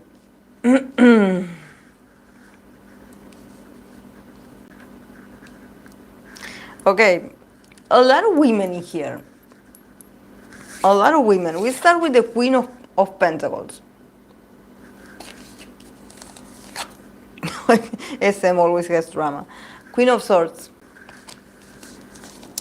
5 of Swords. 5 of Pentacles. 9 of Wands.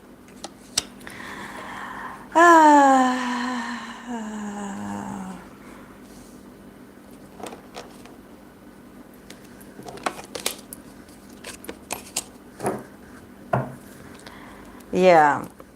I mean, I see that he probably, I don't know if he has choreographers that are females or there's something about him working with females. I feel the female gaze in here, like the female influence. Women like sort of running this project with him, giving him instructions, directions, you know, like let's do it like this. Very important females as well. So if these are like choreographers or this is like songwriters, these are very popular, like very strong, like strong females with strong ideas, with strong bodies, I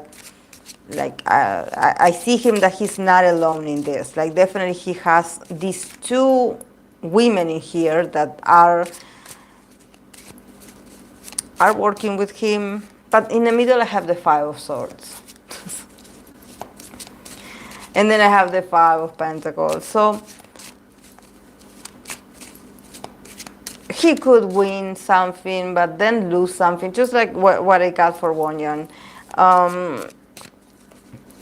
I think that there's something about the potential of maybe losing something that I think that for 10 it's not that, oh, like look what happened. I think that he's already used to this.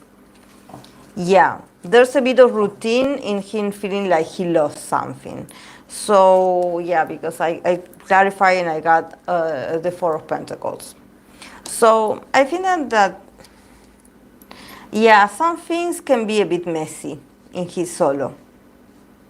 Like, I don't know if maybe, you know, like always, the anticipation is great. People are waiting. People are excited. Also I see a lot of support of other famous artists also wanting to see what he has, you know. But yeah, I sort of see him like being very restrictive when it comes to, yeah, resources, not much. A lot of confusion, maybe a bit of mistakes in some preparations or some things that are not well delivered. Just the same bit messy with his. Because I don't think that it's about the quality. I think that it's not about tense work. It's about the execution of this. But then again, he has I pulled the card of the four of an extra card to clarify. He got the 4 of Pentacles. So there's something about him sort of seeing that this is going to happen and him bringing some order to the chaos. Like in the sense that he's used to dealing with these issues. So he's like, instead of freaking out or instead of being like, oh my God, why me?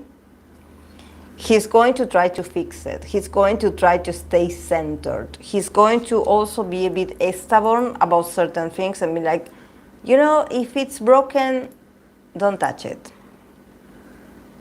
Leave it like that. Don't try to fix it. You're going to make it worse. Leave it like that. You know, he's like, I'm used to you guys mess up. Leave it like that. Don't touch it. Don't get involved. Don't go away. Like, and him trying to adapt to the chaos. Him trying to adapt and maybe just laugh it off and be like, oh well, oh, did you see what happened? Oh well, yeah, yeah. And also with the Nine of Wands, definitely the guy is working very hard, and he's going to keep working very hard.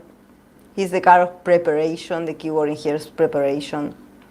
There's something about he never runs out of energy. Definitely the guy is going to do his best to make this a good experience for some. Definitely the whole willpower and energy comes from him and him only. He knows this. So, you know, I think that probably he's also going to be one of these idols that probably he's going to ask the fans to not send any kind of like, don't send tracks, don't send, you know, any kind of like, you know, email to complain, because he's like, you know, guys, those don't work. So instead of you being like, okay, we want this to be better, we demand attention, we want them to do this, we want, like, it's like, just let it go and focus on me. Focus on me, focus on coming to see me. I have been working a lot to see you guys, to entertain you, to show you what I can do. Like, the guy is working really hard. He's going to keep working really hard. To see people live, maybe to deliver best performances.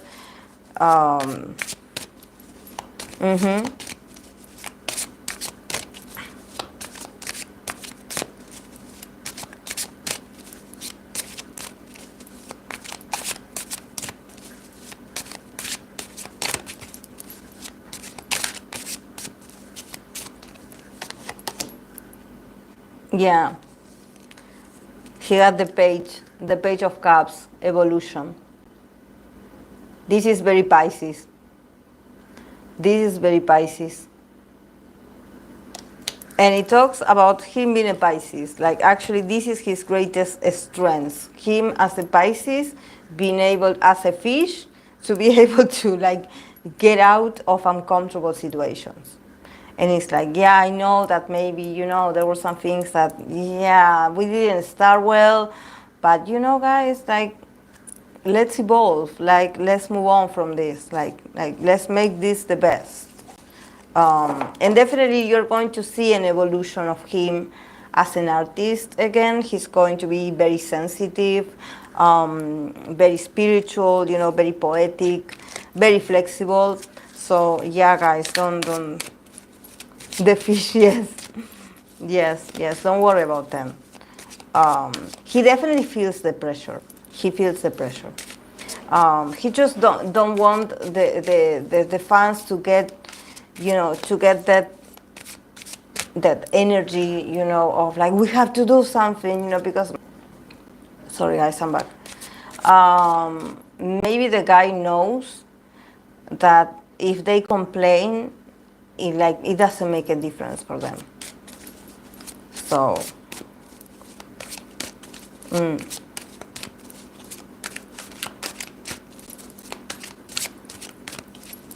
it's like, we know who we're dealing with. We know it. Okay, I'm going to be reading for Kim Jaejoong, the first Aquarius that I'm going to be reading, the first Aquarius idol. Then next week I'm going to do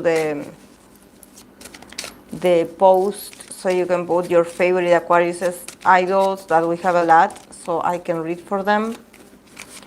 But yeah. Kim Jaejoong, soloist.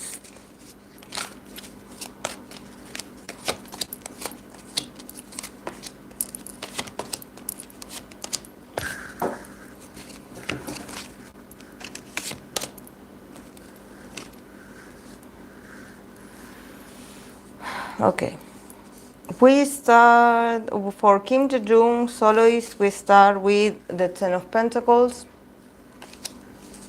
Nine of Wands, Five of Pentacles, Queen of Swords, Two of Wands. Another one that could potentially like also have a duet or a collaboration with a female, a very important one. And then we have the Lovers. Yeah, so many Five of Pentacles, yes.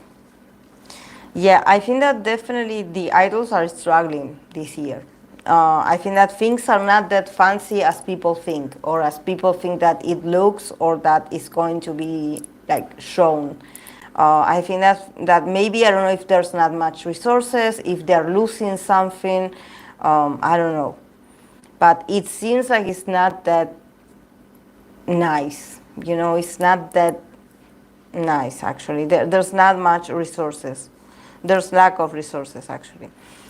In the case of Kim Jaejoong, definitely with the Ten of Pentacles, he comes from prosperity. If we see this, this is the card of prosperity. And also with the Nine of Wands, I think that he is a guy that we know that he... how long has it been since he had been banned by SM? 10 years? But there's something about him really struggling to, because I believe that the guy is prosperous, but also I think that there's a part of him that he's like, you know, I'm still struggling. I feel like I'm still facing some resistances, like I'm back. And he probably, I don't know if in other countries he's very popular, or he actually earned a lot of money or prestige, or, you know, just he has his legacy, you know, he has his businesses. I mean, the guy is not poor. And this is something that I said when I read for him. And when I said that I sense a bit of lacking, a bit of poverty, people were like, oh, what do you mean? He's like the richest idol ever in the history. And I'm like, this is not about money. This is about him feeling an outcast. You know, I think that the guy, definitely with the Nine of Wands and the Five of Pentacles in the middle, he still feels that he has to adapt to be welcomed in certain circles, in certain parties. It's like the guy is not 100 satisfied yet. It's not like if he feels like, okay, I'm back, you know, and I'm 100% accepted. No, he feels like there's still some people, some places, some situations that he's like, okay, I'm not allowed to, you know, to talk to these people or to do this, you know, because obviously the guy wants to keep advancing. He's very ambitious. He definitely has friends, and very powerful friends in the industry. But there's something about Korea. Maybe it's in Korea. I think that maybe it's in there, or on in a specific city where he is not that welcome yet. You know, maybe people still are like leaving him out. It's like, yeah, we would love to invite you, but, you know, we can't. You know, we can't. And he's in here with the Nine of Wands, and he's like, oh, okay, you will not let me in? Oh, okay, it's okay. I will come back a year from now. Like, you know, he's very persistent. Definitely, I do get here that he's not heartbroken. You know, it's not that the guy feels sad, but I still feel that there are some places or some doors that are still being closed in his face, on his face, and he feels a bit like an outsider still, or he feels rejected. You know, he's like, oh, so you don't want me here because of this and this. And he knows, you know, he makes the whole connection. And also probably he has friends that also are part of the industry, and they tell him. They are like, you know, what this that happened to you, this that you didn't get, is because so-and-so did this. So a lot of information comes out to light. I think that specifically there's a woman. There's a woman that is friends with him, that maybe is an SM artist, that maybe you could see her. I don't know if she has come out in his show, but I think that she could, if she hasn't come out yet, she could come out. And she could be like huge. like, wow, she came into his show, and she's an SM artist, and also it's not just about that. Probably it's that they talk about SM in that interview. So it's like this woman is like, this is why the keyword that she has is reason, because she has the tea. She's like, that everything that happened with you, I know why you went through that. I have information. I know they said this and this about you. I wouldn't be surprised if she is an air sign, because there's something about her just being very gossipy. Like very straightforward about, like, I know. I know, and I'm going to tell you.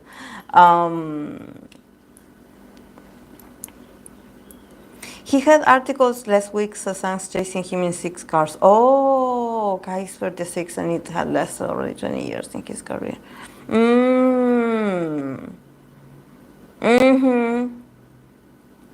Yeah, that's what I'm seeing, Fluffy.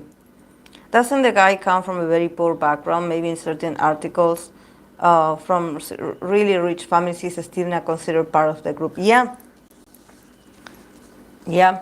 I think that is that. I think that sometimes people have this very, they're very fixated, like, concept of what being prosperous means or being abundant means. You can have a lot of money and still have a lot of wounds, a lot of issues, a lot of problems with your identity, with your self-value, with your self-esteem.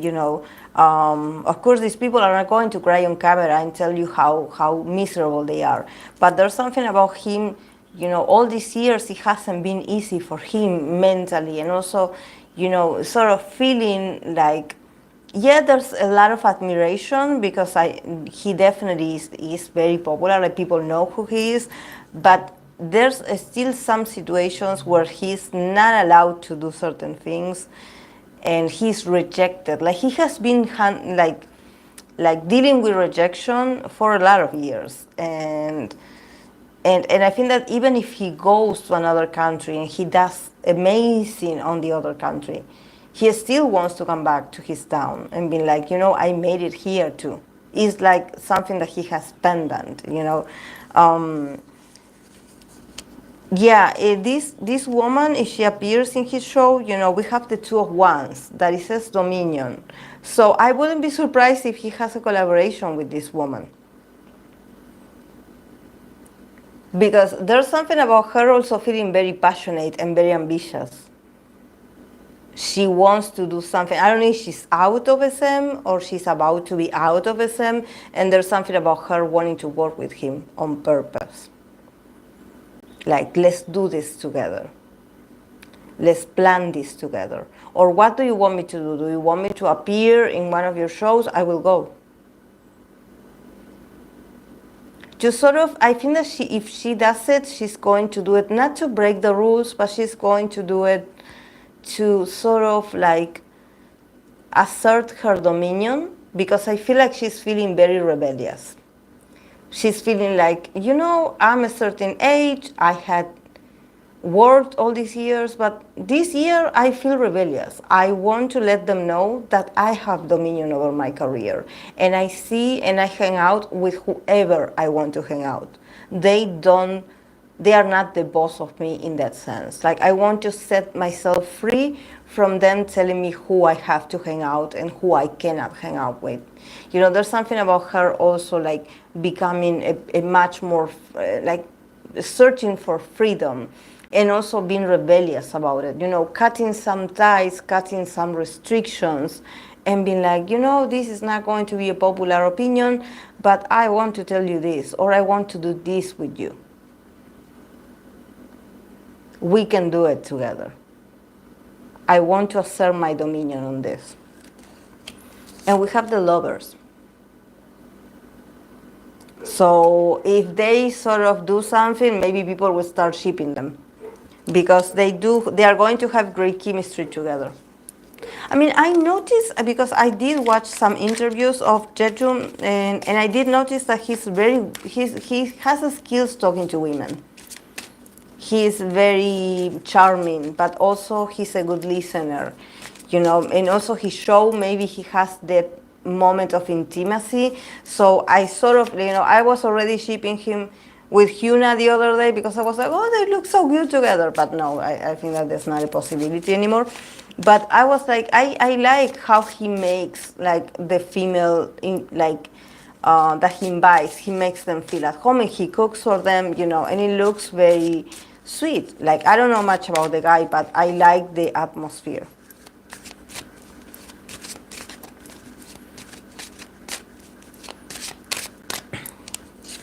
Yeah, Dead Lovers is beautiful. I love this deck.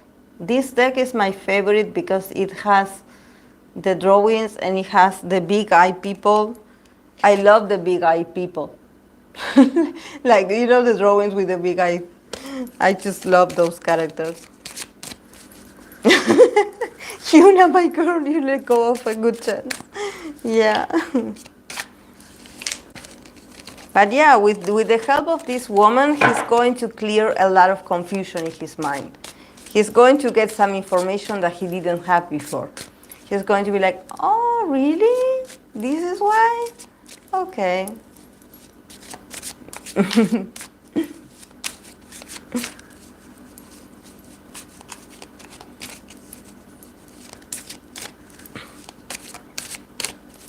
Okay, I'm going to be reading for Woodz, the artist, because Marushka says that he's going to enlist soon.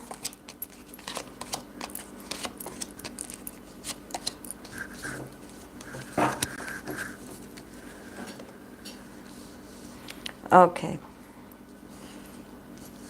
We start for Woodz, the soloist, Three of Wands, the Chariot, Ten of Wands, Eight of Swords, Six of Pentacles. Does this guy have like health issues? Like, is he going to be sent somewhere in a specific?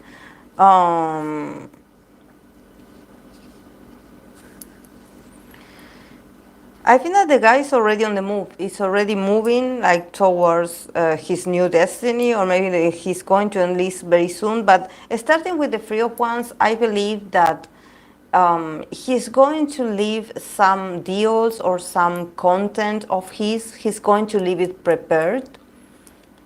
It seems like they were in a hush to, I don't know if to record certain things or to do certain content and leave it. So when he's not, when he's in the military, actually you will be able to see it. Like, I think that when it comes to his enterprise or maybe his business, he's going to continue to having it running. I don't know by who, but you're probably going to get music from him from time to time and a bit of content. Because I see them like you know, it's not that he's going to stop activities. He's going to be around, and I think that he rushed the process. He rushed the process to get this done. You know, he doesn't want to leave just like this and disappear and that's it. No, he probably wants to leave something for the fans. In the middle, we have the Ten of Wands. So I wonder if he's like, he definitely is worried about going to the military. We have the Eight of Swords. So definitely his mind, he's going to be struggling a bit at first. I think that he's going to feel a bit like desolated, you know, a bit like hopeless, like, okay, where am I going? Like, okay, I have to do this, feeling it like a burden, like feeling it like I'm already tired, like I'm already like exhausted and I didn't even start it.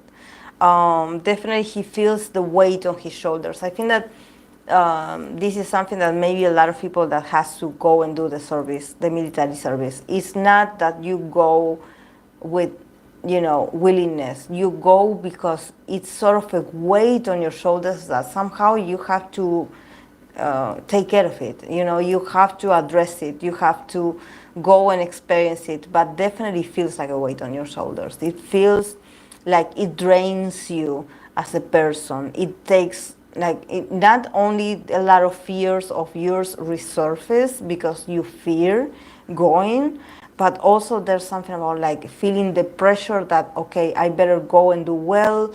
I don't know if I will be do well. With the Eight of Swords and the Six of Pentacles, here the keyword is well-being. So I wonder, like, does he have a health issue? Like, I think that there's something about he's also worried because I don't know if they took into consideration that he has this health issue. I don't know if he should be going to somewhere that is not that demanding physically.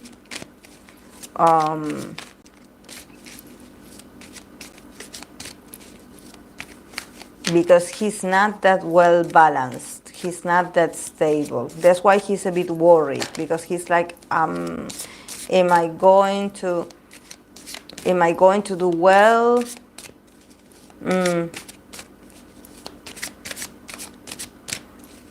He feels very heartbroken, honestly. I think that this is something that is something that I see, this weight, on your shoulders, that you're like, oh my God, ever since I heard the news, it seems like I cannot rest. Like, I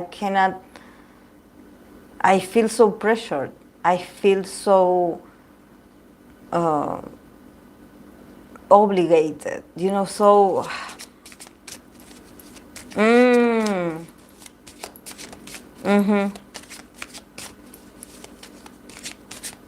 It does seem so. I think that it's not physical, it's mental. Yeah, because I got the Age of Swords in here. There's something, yeah.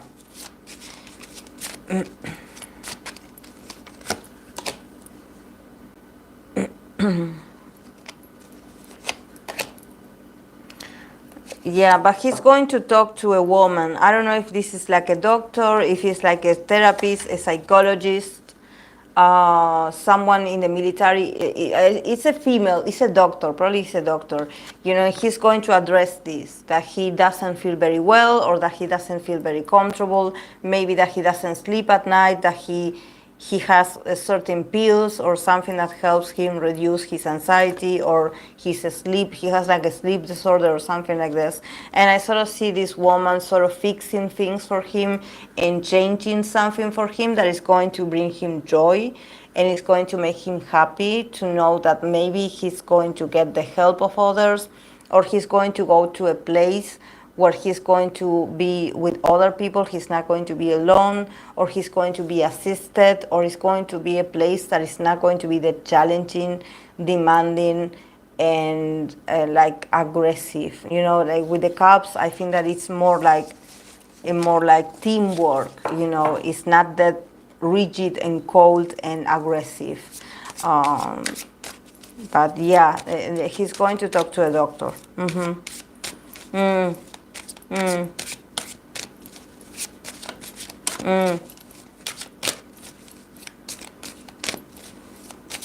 Yeah, he's going to get assigned to a better place. But I think that he wasn't very clear the first time he had the conversation, because I think that it's very sensitive. I don't know why I get that. I don't think that he's confusing on purpose, but he probably didn't mention this, because if he is like having some pills or something to concentrate or something, maybe he's fearful that that's going to lead to a misunderstanding when it comes to pills and things. So I think that maybe this is why, maybe this is a doctor of his, this is someone that he knows, this is someone that he trusts. So there's something about this woman coming in with the papers, or talking to whoever she needs to talk, like an authority, and being like, I have the facts, like,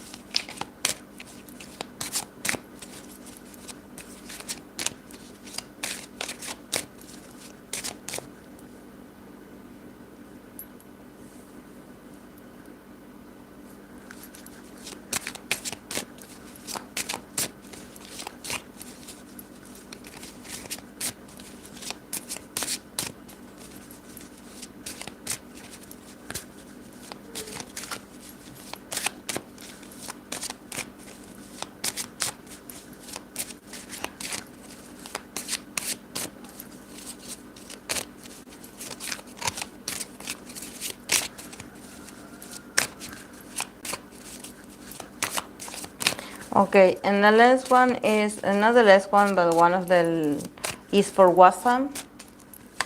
Let's see for Hwasa 2024.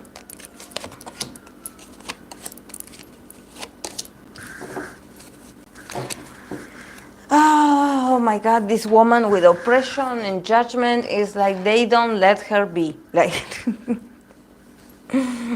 but she's comfortable with the idea. Like, I mean, she starts the reading as the queen that Hwasa is.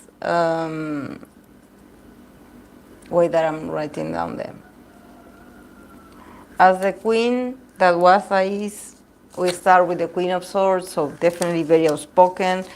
Four of Swords, the World in the middle, 10 of Wands, oppression, and the Judgment. So, yeah. So definitely she starts very strongly. I think that this year, honestly, she's not going to start arguments with people because we have the Four of Swords, that is the hiatus. And it's not that I'm saying that she's going to go into hiatus, but probably she's like going to stand her ground and do her thing and then just go quiet, like just not. Because she's in this 2024 is going to be a year of her trying to move on from past situations and trying to close cycles and not repeat the same again. So, with the World card, there's something about her feeling more generous, feeling more full, maybe feeling a bit much more like accomplished in every aspect of her life. She feels very completed. She feels the completion inside of her. She feels like, okay, I'm doing well in different aspects of my life. So, this year, I will try to not get that offended, or I will try to, sort of turn the other cheek and be like, okay, whatever, think what you want to think about me. I don't care. But then again, we have the Ten of Wands and the Judgment.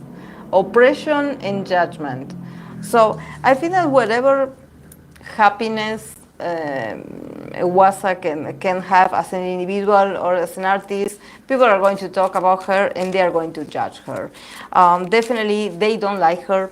They don't like her. There's some people that really don't like Hwasa. They don't like her. They are going to push the boundaries always to make her feel uncomfortable about certain decisions that she does. Either she doesn't say anything, but she shows up somewhere and it's like, oh my God, what is she wearing? Oh my God, why did she look like that? Oh my God, like what is going on with her? And just like people always put pressure on her, always, always. The judgment is literal. Yeah, Fluffy is literal. It's going to be a year of a lot of changes also for her. I think that she's trying to be much more like intelligent in that sense, to be like, okay, you want to hate me, go ahead. Like,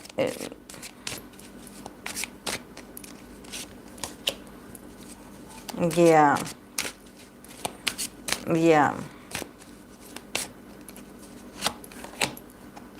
Yeah, they judge her because they feel like she's hiding something from them. We have the Seven of Swords and the Eight of Cups. They feel like she is a very unstable person. Like, I don't know if the news that she gives or what she does as an artist, the audience sees it as like, okay, what are you talking about here? And who are you talking about? Are you talking about us? There's something about people, the regular audience, probably the netizens, just judging her because they don't understand her. They don't understand her. She is like an alien for them, And the wiser she gets, they lose connection with her. It's like, why is she doing this? And what is this concept about? There's something about them seeing her. Also, probably, I don't know if maybe it's in the lyrics that she has, that, with the Seven of Swords, the keyword is uncertainty. And also the Seven of Swords, if you remember, is like this person like just walking away very sneakily with the swords, and escaping. So I think that people sort of see a passive aggressiveness in her lyrics. So they are like, we don't like you. Like why can you like be straightforward, like what are you talking about, like what is this message that you are delivering? We don't get it.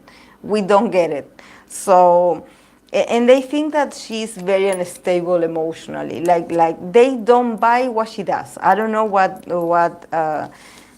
attitude she has. I don't know what's that much. Like I watch her music videos, but I don't know about the way she behaves. But it seems like people are always like, why did you do that? Like, you're so weird. Like, they don't get her. It seems like she's an alien for them. And because they don't like different, they hate her. Like, they don't like her.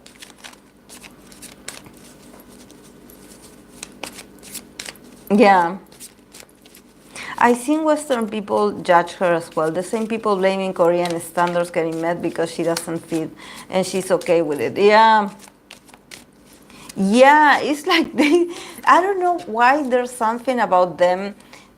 Like maybe in her lyrics, I don't know, maybe she does have some parts in the lyric that can be a bit confusing. People are like, who are you talking about? Like, who is the enemy here?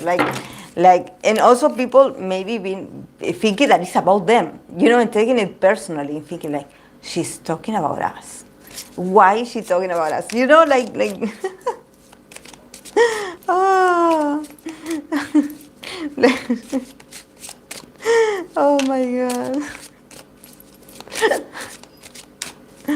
Oh. No. So they're always going to judge her, no matter what. No matter what. Like, it's like, we don't get you. We don't get you. Like, who are you fighting? Like, who is the enemy? We don't get it.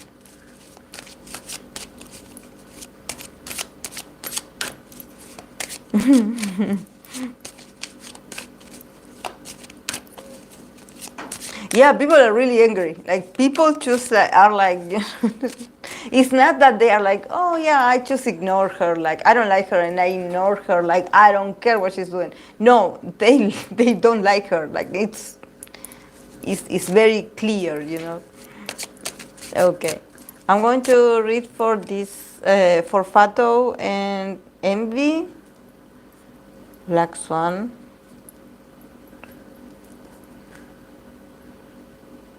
And then I'm going to cut the live and start all over. Okay, for Black Swan, Fato, and Envy. That name, Envy, does it mean anything? Or is it on purpose that it means envy?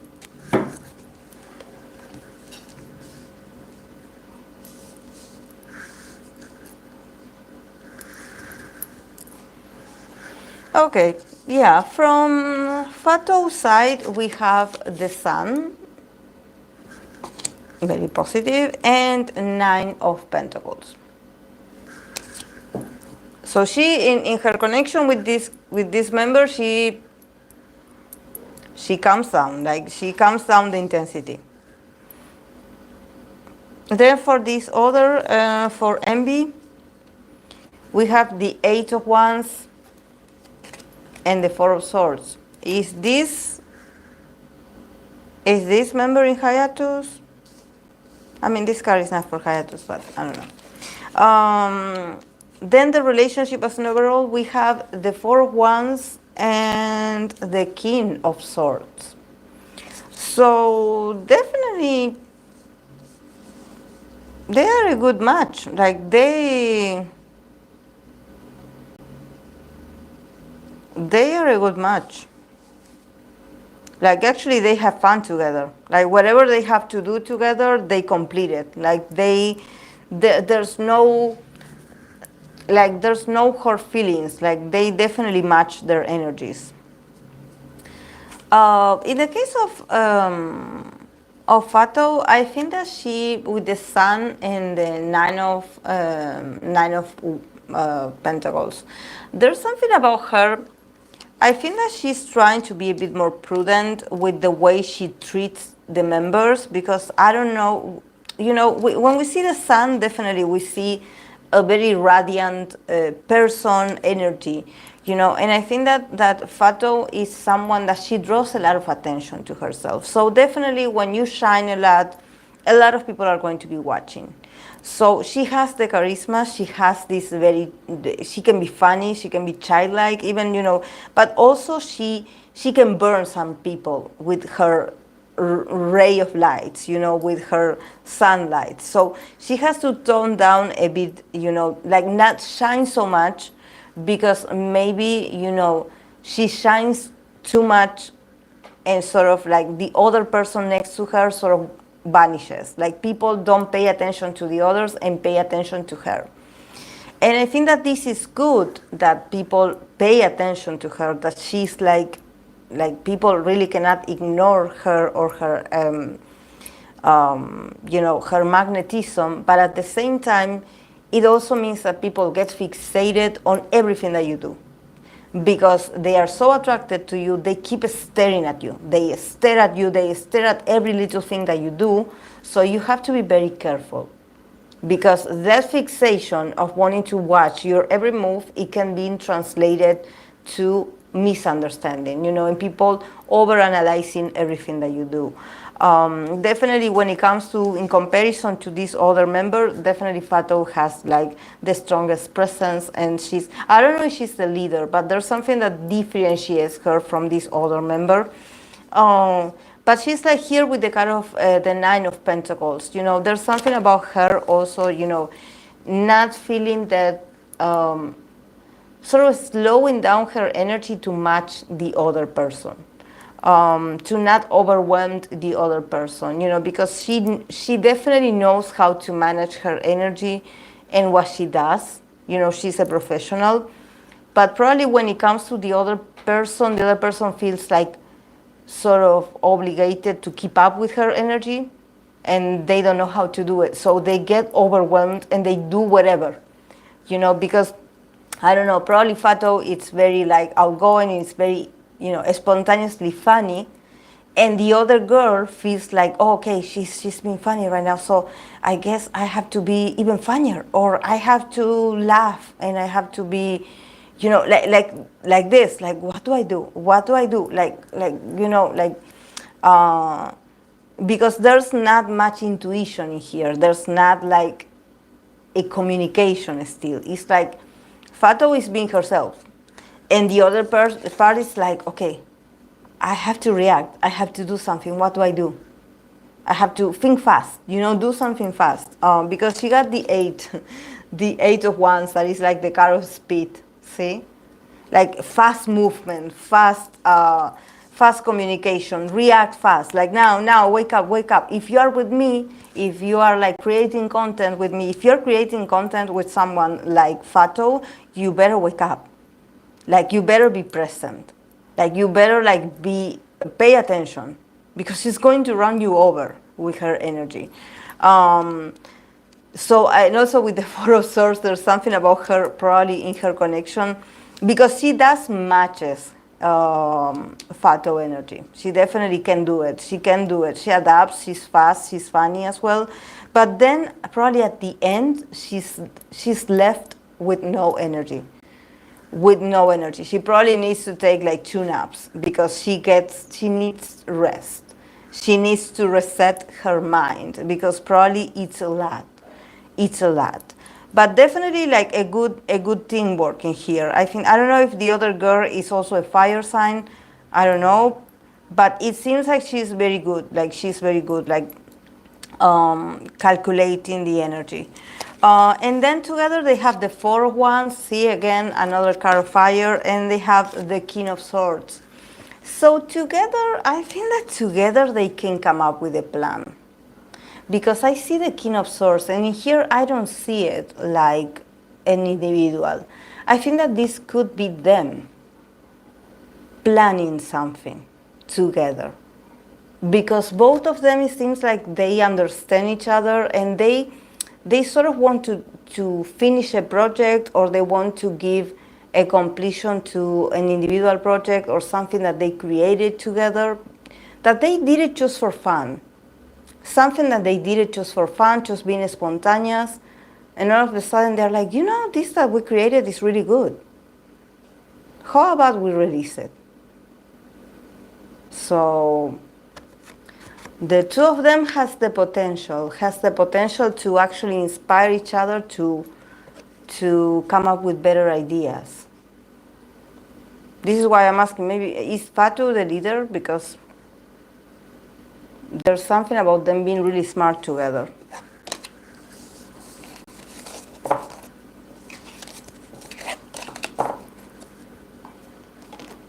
Yeah.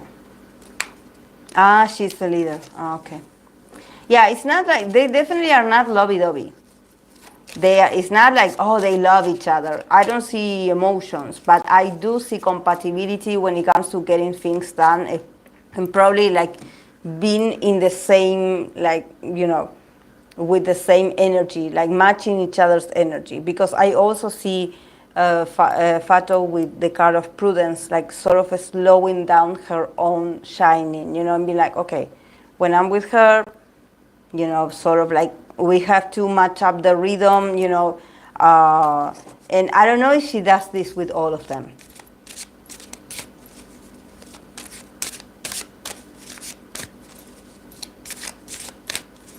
They definitely has the potential of leadership. Both of them has great ideas. They have great ideas, so I wouldn't be surprised.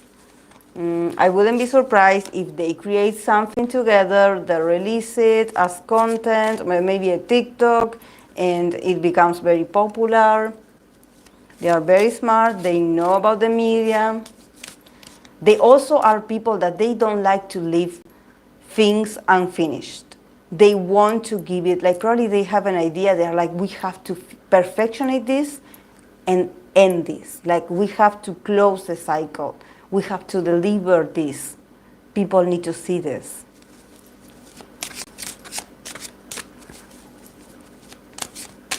Yeah. Because they got to get their group off of the ground. Yeah, together they can do it. They can do it. They can do it. They are going to do it. They are very passionate, both of them, in their different styles of personality. Okay, guys. This was it for the readings. I'm going to be back probably in 20 minutes, so I have time to get my mate. And yeah, I'm going to do the fantasy reading for EXO members, so whoever wants to join and watch it, you can do it. But yeah, guys, thank you so much for the recommendations. Remember that, this weekend there's not going to be a live stream because I'm going to be away. But yeah, this was, I hope I got to all your questions. So yeah, I'll be back in 20 for the EXO reading. So thank you, guys. Hope you can join. Bye.